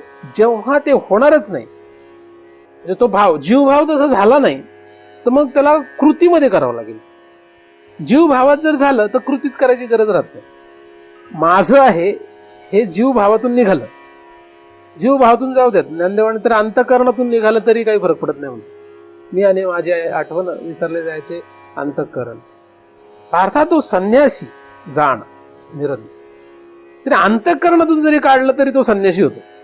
मग गृहाधिक काही न लगेच त्याचावे. गृहाधिक म्हणजे याच्यामध्ये जेवढं तुम्ही माझं असं म्हणता ते काही त्याचावे लागत नाही असं त्यांनी म्हटलेलं आहे. पण ते अंतःकरणातून निघलं तर, म्हणजे हे सोपं तसं नाही आहे. मग त्याच्या पुढे जीव भाव आहे, तर जीवावरून जर ते निघालं तर आपल्याला कशाचाही काही दोष लागत नाही. तो संन्यास जो आहे तो संन्यास श्रेष्ठ आहे. अशा संन्यास स्थितीवर येणं फार गरजेचं आहे. तर मी जो आहे, हा मी काय आहे, हा मी ह्या कशाचाही मीशी काय नाहीये, तादात्म्य अध्यास नाही, तादात्म्य संबंध नाही. तादात्म्य संबंध नाही म्हणजे आपला आणि यांचा माझेपणाचा जो भाव आहे तो काय काढावा लागेल, मी आणि माझा हा भाव काय काढावा लागेल, हा आपल्याला काढावा लागेल हृदयामधून. आणि असं झालं की मी कळायला लागेल, मी काय, असं झालं की मी कळायला लागेल, म्हणजे मीचं ज्ञान व्हायला लागेल, अपमत व्हायला लागेल. ते रात्र जशी सरायला लागतं तसं काय होतं, अपमत दिवस दिसायला लागतो. रात्र सरायला लागली की दिवस यायला लागतो ना. म्हणून हा भाव काढत चालला की मी काय हे कळायला लागेल. आता आपण 10 माणसांना जर विचारलं मी काय हे सांग, तर प्रत्येक जण काय सांगणार, मी म्हणजे तो मी ज्याला मानतो तेच सांगणार. कोणी मी म्हणजे काय हे सांग म्हटलं, म्हणजे तू कोण आहेस असं म्हटल्यानंतर काय सांगणार, प्रत्येक जण काय सांगणार, त्याला एकूण जो मी वाटतो तेच तो सांगणार. म्हणजे एखादा म्हणणार मी नवरा आहे, म्हणजे त्याचा अर्थ काय होतो, त्याने कशावर अधिकार सुरू केलाय, बायकोवर. मी श्रीमंत आहे असं म्हटल्यानंतर तो कशावर अधिकार दाखवतो, मी श्रीमंत आहे असं म्हटल्यावर कशावर अधिकार येतो, संपत्तीवर तो अधिकार धरून बसलाय. जो कोणी ज्याच्यात अधिकार धरून बसतो तो ते आहे असं त्याला वाटतं आणि ते स्पष्टपणे वाटतं, अत्यंत स्पष्टपणे वाटतं. श्रीमंत माणसाला तुम्ही जर म्हटले तुम्ही श्रीमंत आहे का नाही, तुम्ही म्हणायची गरज नाही, तो स्वतः सांगतो मी श्रीमंत आहे. आणि तो सांगतो तसा नाही, तो मिरवतो तसा. त्याचं चालणं, बोलणं, वागणं बघा तुम्ही कसं असतं. श्रीमंत मनुष्य कसा चालतो, कसा बोलतो, अधिक त्याच्यामध्ये त्या श्रीमंतीचा उन्मत्तपणा असणं, तो तर त्याला नरकाला नेणार आहे. श्रीमंत मनुष्य जर असेल तो उन्मत्त असेल तर तो नरकाला जातो, त्याला काही म्हणजे दुसरा मार्ग नाही. कारण श्रीमंत मनुष्याकडे दया असेल तो ज्ञानाकडे जाऊ शकतो, दया असेल त्याच्याकडे तर तो ज्ञानाकडे जाऊ शकतो. श्रीमंत मनुष्य नाही तर जात नाही. तर आपण काय आहोत हे कोण ठरवतं, ज्याच्यात गुंतलेलं आहे ते ठरवतं. आपण काय आहोत हे कोण ठरवतंय, आपण ज्याच्यात गुंतलो ते ठरवतं आपण काय आहे. म्हणून त्याचा पहिला निर्णय लावला की आपल्याला आपली ओळख व्हायला लागेल, म्हणजे आपण ज्ञानाच्या दिशेने प्रवास सुरू करू. मग तुम्ही जेव्हा ज्ञान सांगा महाराज, ज्ञान आम्हाला सांगा काय. तर मला सगळं ज्ञान सांगता येईल, पण काय सांगता येणार नाही, मीच ज्ञान सांगता नाही येत.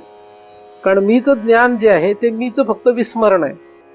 मग मीच स्मरण कसं करावं ते सांगा. हा, ते सांगतोय मी. स्मरण करण्यासाठी काय करावं लागेल? स्मरण करण्यासाठी ज्याच्यामध्ये तुम्ही स्वतःचा जीव गुंतून बसले किंवा तुम्ही अधिकार गाजवत बसले ते नष्ट करत चाला. तुम्हाला मीच ज्ञान व्हायला लागेल आपोमत. काय लक्षात येईल? ज्याला आपण चिकटलेलो असतो त्याचे गुणधर्म आपण डोक्यावर घेतो. हे साधारण गणित आहे. ज्याला आपण चिकटतो त्याचे गुणधर्म आपण आपल्या डोक्यावर घेऊन नाचतो. तो जड पदार्थ असो का चेतन पदार्थ असो. उदाहरण, हे घर माझं आहे असं मी म्हंटल म्हणजे ह्या घराला मी चिकटलो. हे घर माझं आहे असं म्हटलं, तुम्ही कशाला चिकटलो? घराला चिकटलो. कसं चिकटलो? किती माझं म्हणतो त्याच्यावर आहे. आता हे सगळ्यांना माहिती आहे हे माझं घर नाही, त्यामुळे मी याला चिकटणार नाही हेही सगळ्यांना माहिती आहे, बरोबर का नाही? त्यामुळे तुम्ही स्वतःकडे बघा आणि तुम्ही ज्याला घर तुमचं म्हणताय त्या घराकडे बघा आणि तुम्ही सांगा तुमच्या घराला चिकटलेत का नाही तुम्ही. चिकटलेलं असतो ना पण घराला. तर आता मी जेव्हा माझं हे घर म्हणतो तेव्हा ह्या घराला होणाऱ्या कुठल्याही गोष्टीमुळे मला काय होतो? सुख दुःखाचा भोग होतो. उदाहरणार्थ, घराचा रंग जसा तसा फेडआउट होईल, म्हणजे फेडआउट म्हणजे फिका होत जाईल. हा, फिका पडत जाईल. घराचा रंग जसजसा कमी कमी कमी कमी कमी होत जाईल तस तसं काय होईल? माझा रंग सुद्धा कमी कमी. अरे अरे अरे अरे अरे अरे अरे बरोबर. एक वेळ असेल आता काय करा. गरिबी असेल तर डोकं धरण्यापलीकडे काहीच पर्याय नाही. गरिबी असेल तर डोकं धरण्यापलीकडे काहीच पर्याय राहत नाही. काही काही लोकांची मी घरं बघितली, त्यांच्या घरातल्या भिंती जर बघितल्या रंग, तर अशी परिस्थिती आहे. तुम्ही बघितले का वेगळ्या लोकांच्या घरातले वेगळे रंग बघितले? अशी परिस्थिती आहे की त्याच्यात आतले वीट दिसायला लागली तरी रंग द्यायला पैसे नाही दिसत. मग त्याला यातना होत असतील का नाही? होतात का नाही? खूप यातना. आणि समजा काहीतरी करून त्याला मिळाले पैसे, रंग जसा कमी व्हायला लागला आणि जसजसं त्याचा रंग कमी झाला आणि रंग कमी झाल्यानंतर यातना वाढत जातात. हे तुम्हाला साधारण माहितच आहे. दुःख वाढत जातं वाढत जातं वाढत. एका वेळेला त्याच्याकडे पैसे आले कुठून, एका वेळा कमवून आले म्हणा, कुठून तरी आले, कमवून आले किंवा कोणीतरी मदत केली वगैरे काही असो, तर लगेच काय होतं? एशियन पेंट्स, नेरोलॅक पेंट्स है ना, ऍडव्हर्टाईज पाहतच असतो तू है ना. मग डिस्टेम्पर वगैरे तो घेऊन येतो आणि त्याला लावून टाकतो. जसा घराला रंग लागला त्याला आता कसं वाटतं घरात बसायला, असा हुरूप येतो घरात बसायला. रंग हे एक गोष्ट सांगतो मी, रंग असो का पडदे असो, रंग असो का पडदे असो, हुरूप येतो बसायला. तर तुम्ही माझ्या घरात चला तर तुम्हाला कळेल काय असतं घर. माझ्या घरात काहीच नाही. तुम्ही एकदा पूजेला आले त्यानंतर काय आलेलं दिसत नाही. आता जेवढं आहे तेवढं इकडच्या तिकडच्या लोकांनी त्यांनाच क्यू यायला लागले म्हणून दिले. कोणी खुर्च्या आणून दिल्या, कोणी ते हे आणून दिलं काय सोफा सेट, कोणी तो कॉट वगैरे, कॉट असं काहीतरी बरंच काय काय आहे माझ्याकडे वस्तू. रंगाचं तर मी काही नावच काढलं नाही अजून.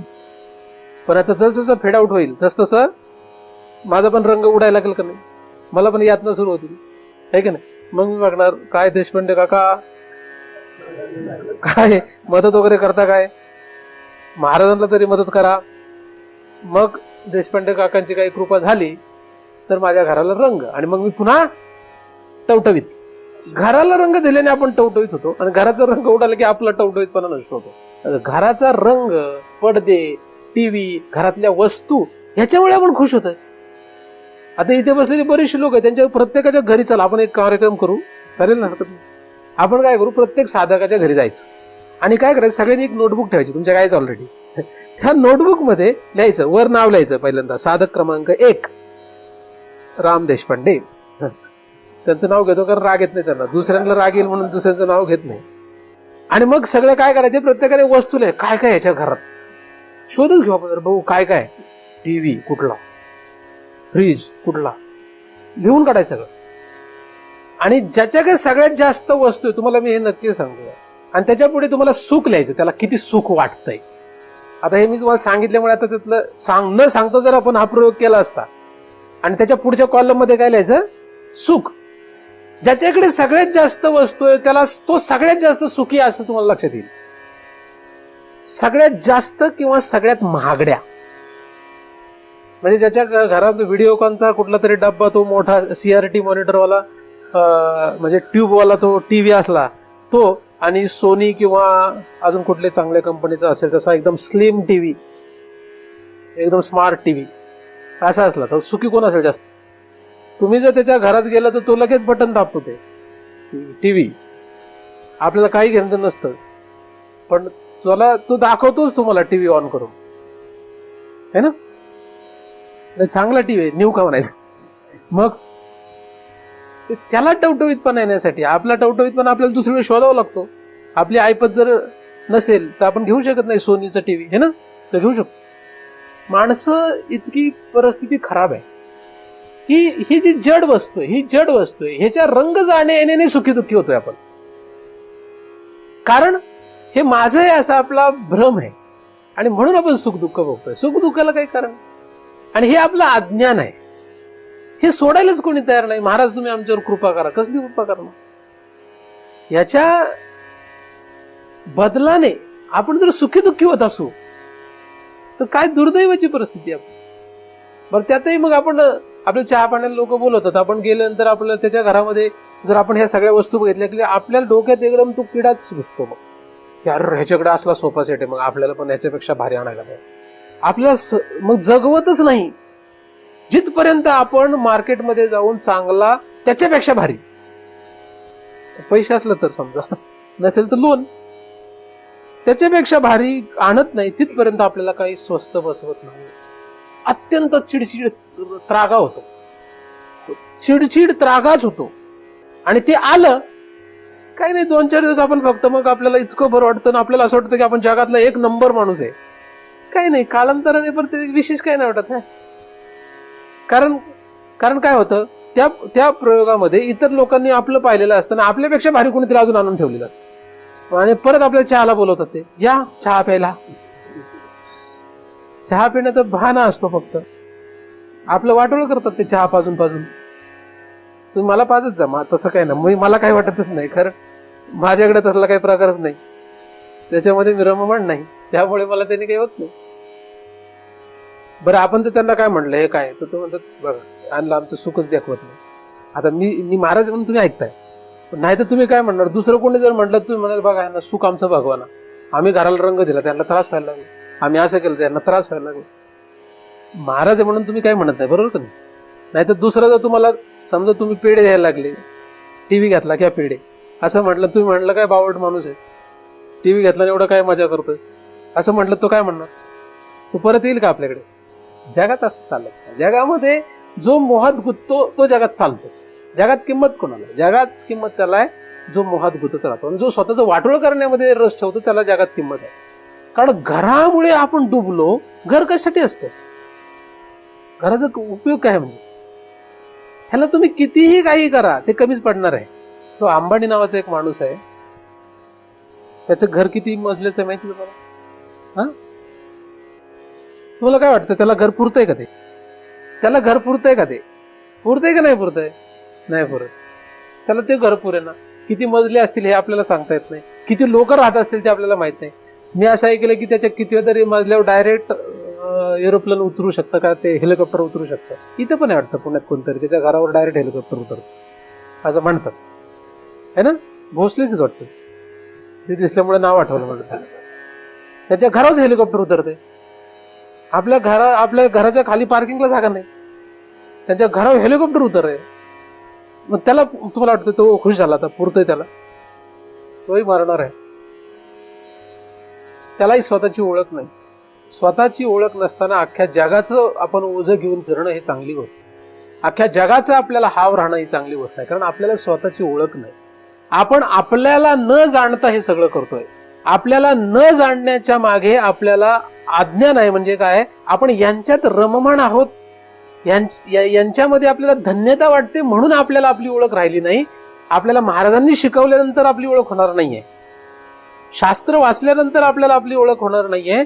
आपण नको त्या गोष्टीत रममाण झाल्यामुळे, त्याच्यामध्ये आपण अधिकार गाजवत बसल्यामुळे, त्याच्यामध्ये धन्यता मानत बसल्यामुळे आपल्याला आपली ओळख राहिली नाही. मग हे कोण करणार? हे आपलंच करावं लागेल. महाराज काय करतील? महाराजांचा काही उपयोग नसतो. तसा शास्त्र आणि महाराजांचा उपयोग काय? हे फक्त सांगणे एवढंच उपयोग आहे, बाकीचं करावं आपल्याला लागेल. तर घर जसं आपल्याला गुंतवणार आहे, तसं घरापेक्षाही भयानक गोष्ट काय असते? म्हणजे हे जड वस्तू. जड वस्तूपेक्षा भयानक काय असते? चेतन वस्तू असते. ती फार भयानक असते. कारण जड वस्तू जी आहे ती गप बसते. जड वस्तू कशी असते? ती गप बसते. रंग कितीही कमी होऊ द्या, कितीही कमी होऊ द्या, ती तुम्हाला कधीच काय म्हणणार नाही. तुम्हालाच वाटेल अरे फार तर असते. जड वस्तू तसं हे आहे. पण चेतन वस्तू असेल, तिचा जर रंग उतरायला लागला तर तुम्हाला ती सोडणार नाही. रंग उतरणं म्हणजे कळतं? चेतन वस्तूला जर रंग उतरणं म्हणजे ते सांगतो आधी. ह्या घराचा रंग उतरतोय म्हणजे त्याला कमी पडायला लागलं. घराला रंग असणं ही त्याची गरज आहे. आता त्याचा रंग उतरतो म्हणजे त्याला ते कमी पडायला लागलंय. चेतन वस्तूला जर कमी पडायला लागलं तर तुम्हाला वाटतं ते गप्प बसतील, ते तुम्हाला जगू नाही देणार नीट. मग उदाहरण म्हणून आपण बायको घेऊ. उलट केलं तरी चालेल. नवरा बायकोचा जर रंग उतरायला लागला म्हणजे काय व्हायला लागलं? बायकोला कमी पडायला लागलं. काय आता काय कमी पडायला लागलं? तुम्ही यादी करू शकता काय काय लागतं बायकोला. पुन्हा उदाहरण साडी किंवा कपडे किती लागतात अंदाजे? तुम्ही जरा 20 लागतात है ना. 20 जर आकडा असेल, त्या कमी व्हायला लागले तर काय होईल? शेवटी समजा 2-3 राहिले तर तुम्ही एक प्रयोग करा. म्हणजे उदाहरण म्हणून बायको म्हटलं मी काही घेऊ शकतो. चेतन वस्तू आहे ती, त्याची ती गरज जी आहे ती तुम्ही बंद करा, देऊ नका, द्यायचंच नाही. एक प्रयोग काय व्हायला लागेल मला सांगा? द्यायचीच नाही, अजिबात घ्यायची नाही. काय व्हायला लागेल? बायको म्हणलं किती चांगला नवरा आहे, असंच नवरा भेटायला पाहिजे होता, मी याचीच वाट बघत होते, किती पुण्य केलंय मी म्हणून हा नवरा भेटला वगैरे. असं होईल का? नाही होणार. असं होणार नाही. म्हणजे कपडे हा एक भाग सांगेल. त्या वस्तूला, त्या चेतन वस्तूला जे जे लागतं ते जर तुम्ही बंद करत चालले तर ती वस्तू जी आहे, ती चेतन वस्तू जी आहे, ती तुमच्यावर रिॲक्शन देईल पटकन. आणि तिला जर लक्षात आलं की हा काहीच उपयोगाचा नाही माणूस आपला, ती तुमचा निर्णय लावून टाकेल. हा माणूस आपल्या उपयोगाचा नाही, निर्णय ते आपापली व्यवस्था करून घेतील. कोणी असो, जगात कोणी असो, असंच आहे. म्हणून जसं घराला रंग द्यावाच लागतो आपल्यालाही बरं वाटतं, घरालाही बरं वाटतं, पण घर जड आहे. तसं चेतन वस्तूची आपल्याला व्यवस्था करावीच लागते. आपल्यालाही बरं वाटतं, त्या वस्तूलाही बरं वाटतं. ह्या सगळ्या व्यवस्थेमध्ये काही अडचण आहे का? करावी का नाही करावी? बिंदास करावी. घराची तुम्ही व्यवस्था 10 नाही, तुम्ही 100 वस्तू ठेवा घरामध्ये, काही होत नाही. पण कुठे अडथळा आहे आपली अडचण काय आहे? आपला जीव त्याच्यात गुंतून राहिला, आपला जीव आपण त्यात अडकून ठेवला, त्याच्यामुळे आपल्याला सुख दुःख भोगत राहावं सतत. आणि त्या सुख दुःख भोगण्याच्या नादामध्ये आपल्याला आपली आठवण राहत नाही, आपल्याला विसरलो, म्हणजे आपल्याला ज्ञान राहिलं नाही. मग ह्याच्या उलट फक्त करायचंय. म्हणून सगळ्या वस्तू असल्या तरी त्याच्यामध्ये आपल्याला काय नसावं? माझेपणाचा भाव, माझं असा भाव नसतो. पण जगताना अवघड आहे. म्हणून म्हटलं तोंडाने माझं, व्यवस्था उत्कृष्ट करावी, घराची व्यवस्था उत्कृष्ट करावी, माझं पण म्हणावं, पण आतमध्ये, अंतःकरणामध्ये आणि जीवामध्ये हा भाव संपूर्णतः नष्ट करत चालावं. तुम्हाला ज्ञान होईल. उजेड पडायला लागेल हृदयात. काय होईल? हृदयात उजेड पडायला लागेल आपोमत. जसं तुम्ही हे वाढवाल तसं हृदयात उजेड पडेल आपोमत. काहीच साधन नाही केलं तुम्ही. व्यवस्था चोख करा. पण अंतःकरणातून पहिल्यांदा जरी सुरू केलं आणि हृदयापर्यंत, जीवावर जरी गेलं तरी पुढे चांगलंच आहे. हे काय करा? माझेपणाचा जो भाव आहे तो सोडून द्या. तोंडाने म्हटलं तर चालेल. आणि जे जितकं दृढ होत जाईल तितकं ज्ञान जे आपल्याला ते प्रकट होत जाईल. म्हणजे तितका उजेड पडायला लागेल आतमध्ये. आणि मीला हे लक्षात येईल की ह्या सगळ्या शिवायच मी सुखी आहे.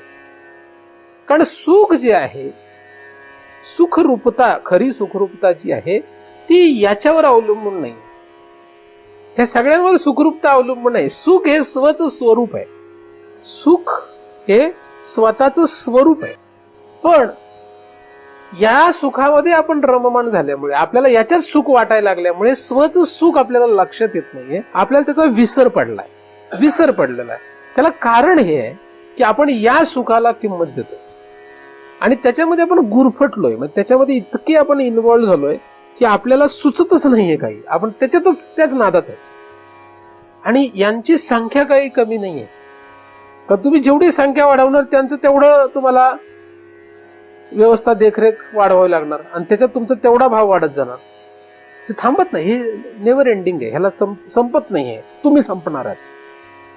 कुठलीही जगातली वस्तू तुम्ही घ्या, ती सगळी तशीच आहे. सगळ्या वस्तूंचं असंच आहे. कुठलीही, जड असो का चेतन असो. म्हणजे बायको घेतली, संपला का विषय? नाही. बायको चेतन वस्तू, बायको आपण घेतली, संपला का विषय? नाही. काय झालं मग? संपला का तिथंच? बायको घेतली, बायको केली असती, विषय संपला असता, बस, काही प्रॉब्लेम नाही, चाललं असतं. तिथे विषय संपलेला नाही. त्याच्या आधी घराचं सांगतो. घर घेतलं, विषय संपतो का? नाही. एखाद्या माणसाने घर विकत घेतलं, घर बांधलं, विषय संपला का? नाही संपत. संपतो का? नाही संपत. नाही संपत. मग काय होतं सुरू? रंग पहिला आहे ना, रंग सुरू होतो. मग रंग म्हणजे विषय संपतो का? नाही. रंगच पाहिजे. तो दिलेला आहे बिल्डरने, त्याला जमत नाही ते. मी इकडे बघितलं, आमच्या इकडे आम्ही फ्लॅट घेतल्यानंतर रंग बिल्डरनेच दिला रंग. मग मला असं वाटायचं पहिल्यांदा की बिल्डरने रंग दिला तोच रंग असतोय. म्हणून मी काही लोकांच्या दुसऱ्यांनी मला बोलवलं, माझ्याकडे बघायला आले, घर कसं छान आहे, कसं केलं काय. त्यांना असं वाटलं यांनी काहीतरी केलेलं असेल. तर मी म्हटलं चला. अच्छा, बिल्डरने दिलेलं? हो, बिल्डरने दिलंय, आपल्याला काही गरज नाही. म्हटलं बिल्डरने दिलाय रंग. मग नंतर त्यांना लक्षात आलं हा माणूस जरा बावळट दिसतोय. मग नंतर काही काळाने त्यांच्या घरी जाण्याचा प्रसंग आला मला. मी त्यांच्या घरी जाऊन बघतोय तर त्यांच्या घराला बिल्डरच्या रंगाचं नामोनिशाण नाही. मग त्यांना म्हणलं, मग ते मला म्हणले कसा आहे रंग? म्हणलं हो, फार छान आहे रंग. म्हणून ते बिल्डरने आधी दिला तो रंग नसतो, म्हणलं हे रंग असतो. मग मला रंगाचा फरक कळला की रंग काय असतो. पण तिथे थांबेल का माणूस? नाही.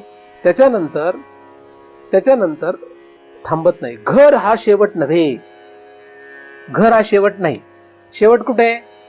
तुमच्याकडे घर आहेत का नाही सगळ्यांना? घर हा शेवट आहे का? अजून पुढे काय आहे? त्याच्या पुढे वाढत जातं. काय वाढत जातं? थांबलंय का तुमचं कोणाचं आतापर्यंत? घर आणि घरातल्या वस्तूंबद्दल तुमचं काही थांबलंय का? आता काहीच थांबलेलं नाही. थांबलंय का नाही? थांबलंय का नाही खरं सांगा. तुमच्याकडे पैसे कमी पडतात म्हणून थांबला असेल. तुम्हाला जर पैसे मिळाले तर तुम्ही बघा, काही काही लोक तर अशी आहेत, 5 वर्ष पण झालं नाही फर्निचर केलं, तोडलं मोडलं, नवीन. 5 वर्ष पण नाही झालं, टॉयलेट बाथरूम वगैरे वापरत होते, तोडलं मोडलं, नवीन. पैसे येतं काय म्हणजे? करतो काय आपण? कुठे चाललो? कुठल्या दिशेने चाललो? मूर्ख लोकांचा ठीक विषय, परमार्थ करणाऱ्यांचा हा विषय नाही. काही नाही, हाऊस. घर जरी घेतलं तरी तुम्ही मरेपर्यंत त्यातलं सगळं ते थांबत नाही. वाढत जातं. थांबतच नाही. थांबत नाही ते. त्याला शेवट नाही. जड वस्तूला सुद्धा. एक उदाहरण फक्त मी घर घेतो. दुसरं घेतलं आपण. दुसरं कुठलं होतं उदाहरण?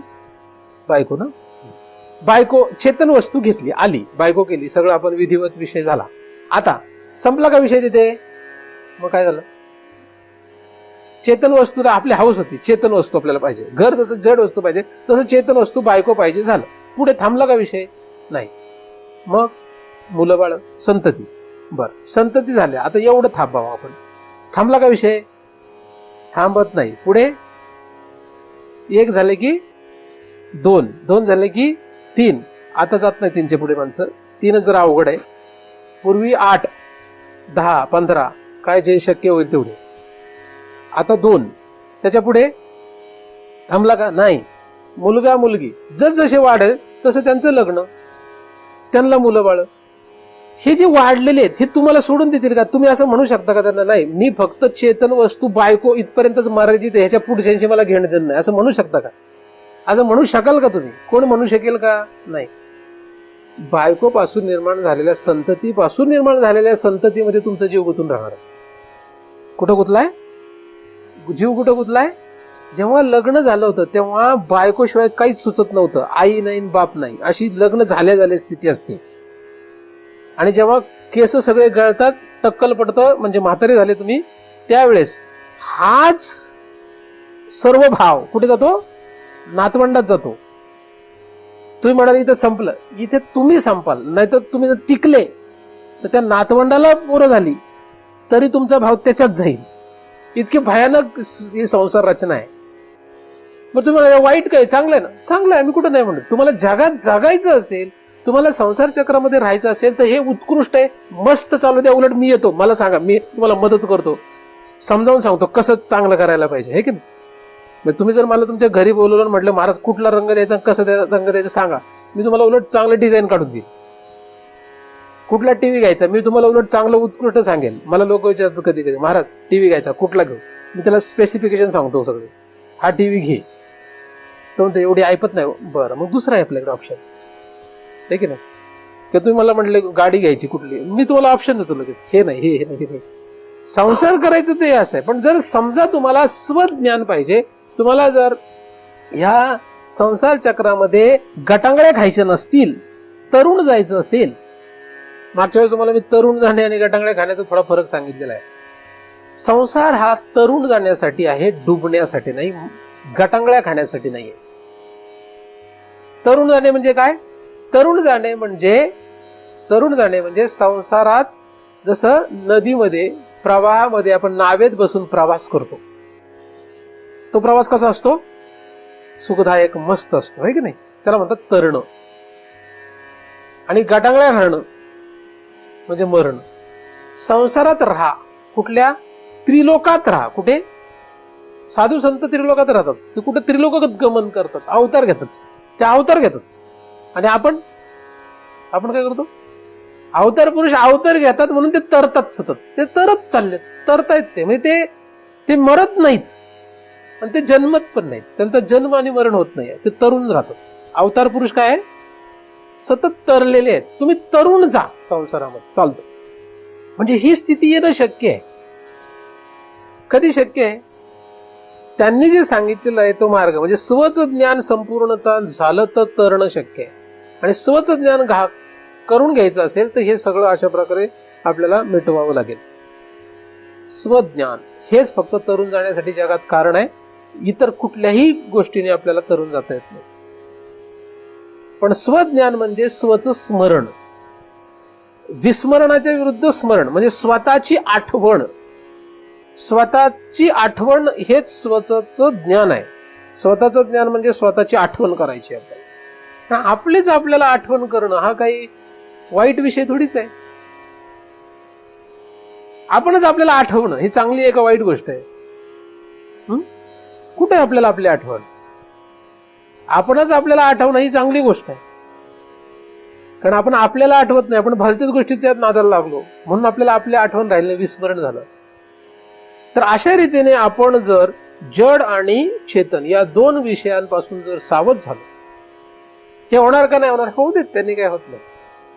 पण गुरफटून नाही, अंतःकरण आणि जीव यांच्यामध्ये जर आपला गुंतला तर आपलं वाटतं. म्हणून तुम्ही तुमच्याकडे बायको असू देत, मुलं असू देत, संसार असू देत, म्हणजे चेतन सगळं असू देत, जड सगळं असू देत, पण आता ह्याच्यातून आहे त्याच्यातून वाचायचं आहे आपल्याला. जे नाही ते तुम्हाला मी सांगून उपयोग नाही. मी तुम्हाला म्हटलं हे सगळं तुम्ही सोडून द्या, हिमालयात चला, अंगावर कपडे पण नाही, तर आपल्याला शक्य आहे का? नाही. ज्याला शक्य आहे त्यांनी करायला हरकत नाही. तुमच्यापैकी कोणी जर असेलच एखादा धैर्यवान, त्याने काही हरकत नाही, सगळं सर्व संघ परित्याग करून हिमालयात जायला काहीच हरकत नाही. पण नाही शक्य, मग आहे त्या परिस्थितीत काय उत्तर शोधता येईल ह्याचा आपल्याला विचार करावा लागेल. प्राप्त परिस्थितीमध्ये आपल्याला आपलं उत्तर शोधायचं. प्राप्त परिस्थितीमध्ये आपल्याला उत्तर शोधायचं आणि त्यासाठी प्रयत्न करायचा. जसं जसं आपला प्रयत्न वाढेल तस तसं आपल्याला धैर्य वाढेल. आपण तसं तसं आपोआप त्या दिशेने प्रवास सुरू करू. तर बाह्य वस्तू जड आणि चेतन यामध्ये आपल्याला आपला किंवा माझा हा जो भाव आहे, माझेपणाचा भाव जो आहे तो नष्ट करत चालायचा, कारण तोच बंध आहे. मुक्त होता परिबळे झाला बद्ध, करुणिया छंद माझे माझे. हा माझेपणाचा जो भाव आहे तो आपल्याला बंधकारक आहे. तो आपल्याला आपलं ज्ञान करू देत नाही, म्हणजेच तो आपल्याला आपल्या विस्मरणासाठी कारण आहे, माझेचा भाव. पण काही लोकांना असं वाटतं मग तसंच झालं तर आपण व्यवस्थेचं मग सगळ्यांचं आपण कसं करणार, त्याचा आणि त्याचा काही संबंधच नाही.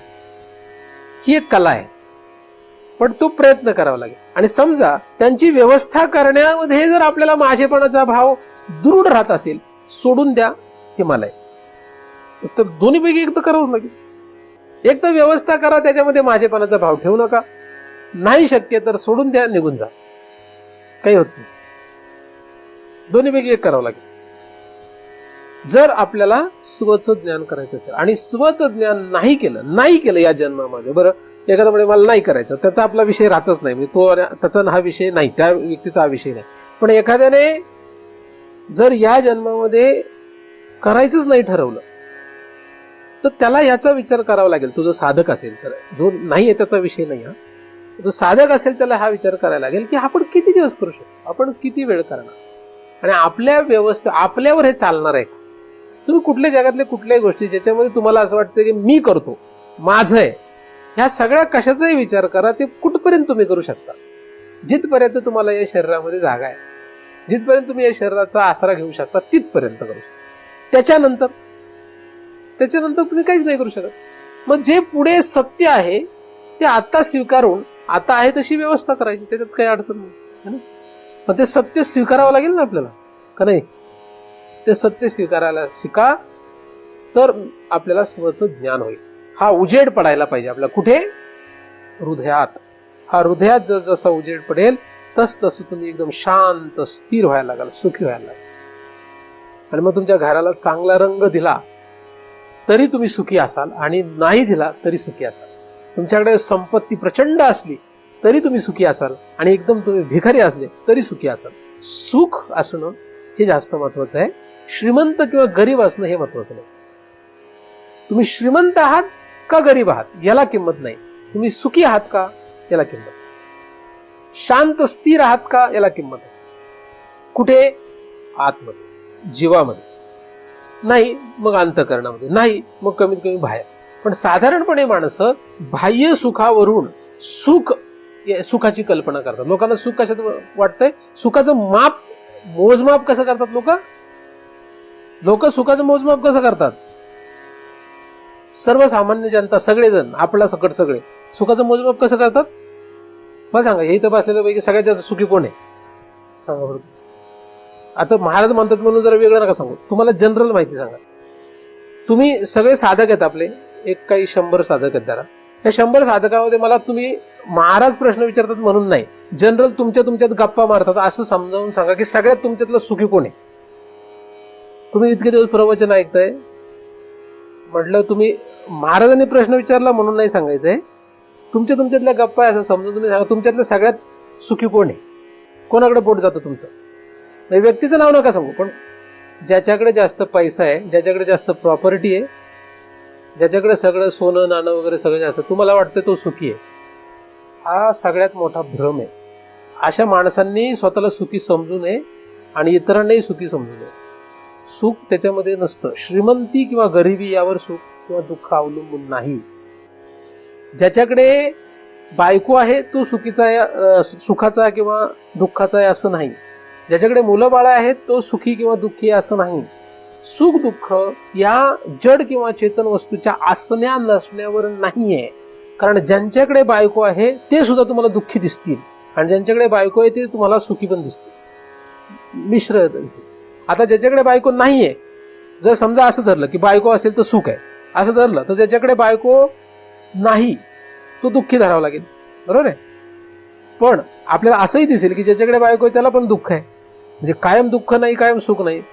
मग ह्याचं काय? ह्याची तशी स्थिती आहे, ज्याच्याकडे बायको नाही त्याची सुद्धा कधी सुखीन कधी दुःख आहे. म्हणजे याचा अर्थ बायको नावाच्या पदार्थावर सुख दुःख नाही आहे.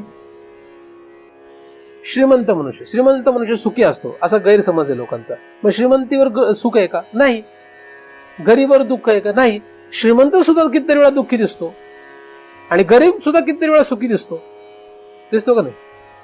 म्हणजे मग श्रीमंती आणि गरीबवर सुख दुःख नाहीये. ह्या व्यावहारिक गोष्टी सुद्धा आपल्याला जमेना. मग आपण आपले स्वचं ज्ञान कसं करणार? व्यावहारिक गोष्टी सुद्धा आपल्याला डोकं चालेना. म्हणजे विनाकारण पैसे जास्त आले किंवा आपल्याकडे संपत्ती जास्त लागली म्हणून फुगीर होण्याचं काहीच कारण नाहीये, उन्मत्त होण्याचं काही कारण नाहीये, त्याचं काहीच कारण नाहीये. आपण वेड्यासारखं करतोय ना.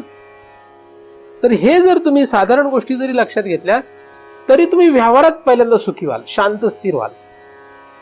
दीन होऊ नका, उन्मत्त होऊ नका, दोन्ही होऊ नका. दीन नाही आणि उन्मत्त नाही, हे दोन्ही होऊ नका. कारण ते चुकीच्या गोष्टी आहेत, त्या गोष्टी चुकीच्या आहेत. आपला विषय काय? स्वचा विषय. स्वज्ञानाकडे जाण्यासाठी हे करावंच लागेल. तर आपल्याकडे कोणी श्रीमंत गरीब नाही, आपल्याकडे कोणी मोठा छोटा नाही, आपल्याकडे कोणी उच्च आणि नीच नाही. वारकऱ्यात असं काही असतं का? वारकऱ्यात ब्राह्मण आहे का शूद्र आहे असला काही प्रकार नसतो. वारकऱ्यामध्ये जर असं झालं तर तो वारकरी माणूस नाही, तो वारकरी संप्रदाय नाही. तिथं काहीतरी भलतं वेगळा संप्रदाय घुसलेला आहे मध्ये. वारकरी संप्रदायामध्ये गरीब श्रीमंत उच्च नीच असला कुठलाच भेदभाव नसतो. कुठल्याच प्रकारचा भेदभाव ज्या संप्रदायात नाही तो वारकरी संप्रदाय. त्याच्याही पलीकडे मी तुम्हाला सांगतो, वारकरी संप्रदायामध्ये अशी परिस्थिती की म्हणजे एखादा म्हणेल की वारकरी संप्रदायामध्ये हा भेद आहे. कुठला? आहाराचा भेद आहे. आहारामध्ये शाकाहारी आहार असेल तर वारकरी, मांसाहारी आहार असेल तर वारकरी नाही, असा भेद आहे. सजन कसाई हा स्वतः काय करायचा? मांस विकायचा, तो वारकरी आहे. लक्षात. त्यामुळे वारकऱ्यात तो सुद्धा भेद नाही हे अजून लक्षात. वारकऱ्यामध्ये तुम्हाला एकही भेद नाही, सगळे दिसणार. मुस्लिम दिसतील, स्त्री दिसेल, पुरुष दिसेल, पतिव्रता स्त्री दिसेल तर वेश्या पण दिसेल. इथपर्यंत तुम्ही कुठल्याही टोकाला जा, सगळे भेदच ज्या ठिकाणी मानत नाहीत, राहिले नाहीत, अशा संप्रदायाचं नाव वारकरी संप्रदाय. मग आता आपण जे ते करावं, आपण जे आहेत ते करावं. जे आपण नाही त्याच्या पाठीमागे लागून वारकरी संप्रदायात येण्याचा प्रयत्न करू. जस आपला जो पिंड आहे, आपला जे धर्म आहे, आपला जो वर्ण आहे, आपली जी जात आहे त्याला धरून राहू, पण भेद मानू नये. ब्राह्मण असाल, ब्राह्मणासारखं जगा काय हरकत नाही, पण शूद्राच्या पंक्तीत बसायला लाज वाटू नये. कारण एकनाथांनी वडाऱ्याचं पोरग सुद्धा कडेवर घेतलं. एकनाथ मारवाड्यात जाऊन सुद्धा जेवण करत. ठीक आहे. त्यामुळे तो आपला विषय अजिबात नाही, वारकऱ्याचा तो विषय नाही.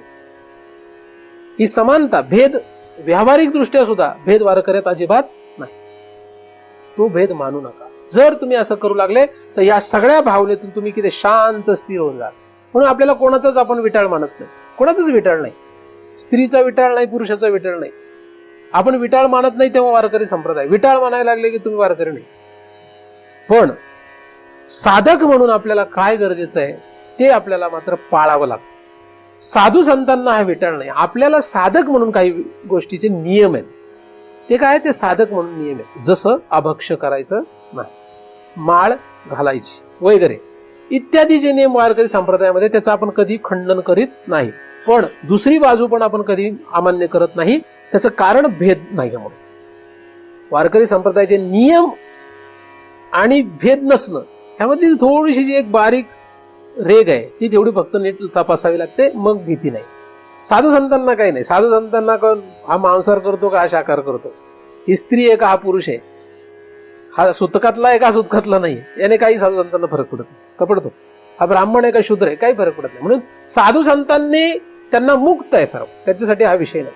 पण साधकाला मात्र काही नियम दिलेले आहेत, त्याला धरून वारकरी संप्रदायाचं जे प्रमुख गोष्ट आहे ती काही त्याने नष्ट होत नाही. तर एखादा असं म्हणू शकतो तुम्ही असं बोलताय असंही बोलताय, तसं नाही. तो अधिकार भेदाने फरक आहे. आणि मग तुम्ही म्हणाला अधिकार भेद तर आलाच ना. हो, येतोच. कारण की अधिकार भेद काय येतो? कारण तो जीव तसं मानतो. म्हणून प्रत्येकाने जर स्वतःला साक्षात मी परब्रह्म आहे असं ठामपणे निर्णय घेतला तो त्यालाही भेद राहतो. असो, तर अशा रीतीने आपण स्वज्ञानाच्या दिशेने जर प्रवास करायचा असेल तर या दृष्टीने विचार करायला शिका. जिथपर्यंत आपल्याला ते स्वज्ञान स्पष्ट होत नाही तिथपर्यंत काही नियम पाळा.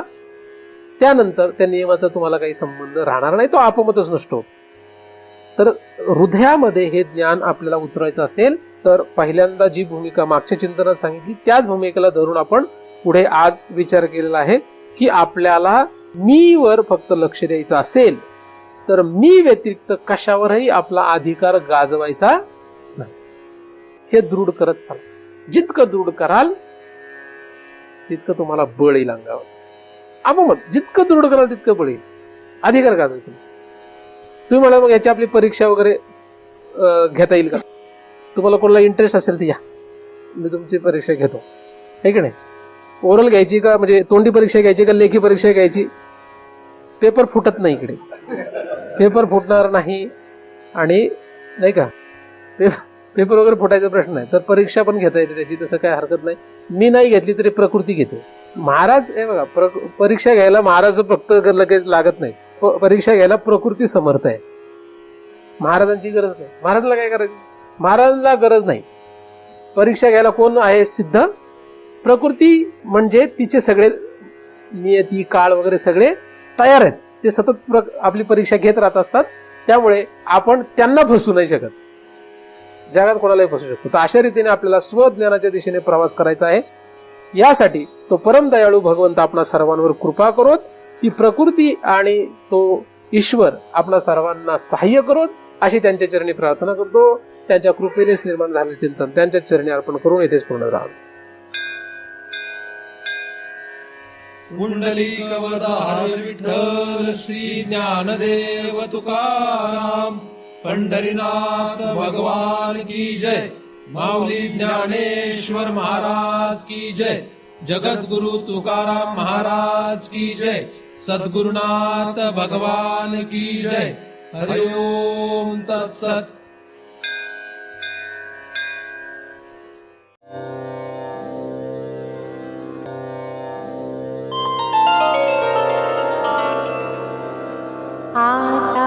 विश्वात्मके देवे येणे वाक्यज्ञे तोषावे. तोषोनी मज द्यावे फसाय दान हे. जे खळांची व्यंकटी सांडो तया सत्कर्मी रते वाढो. भूता परस्परे पडो मैत्र जीवांचे. दुरितांचे तिमिर जावो विश्व स्वधर्म सूर्ये पाहो. जो जे वांछिल तो ते लाहो प्राणी जात. वर्षत सकळ मंगळी ईश्वर निष्ठांची मांदियाळी. अनवरत भूमंडळी भेटतो भूता. चला कल्पतरूंचे आरव चेतना चिंतामणीचे गाव. बोलते जे अर्णव पियुषाची. चंद्रवीजे अलांछन मार्तंड जे तापहीन. ते सर्वाही सदा सज्जन सूयरे होतु. किंबहुना सर्वसुखी पूर्ण होनी तिहि लोकी. भजी जो आदि पुरुखी अखंडित. आणि ग्रंथोपजीवी विशेषी लोकी. दृष्टा दृष्ट विजये हुआ विजी. येथ मणि श्री विश्वेश्वरावो हा होईल दान पसावो. येणे वरे सुखिया जाला सुखी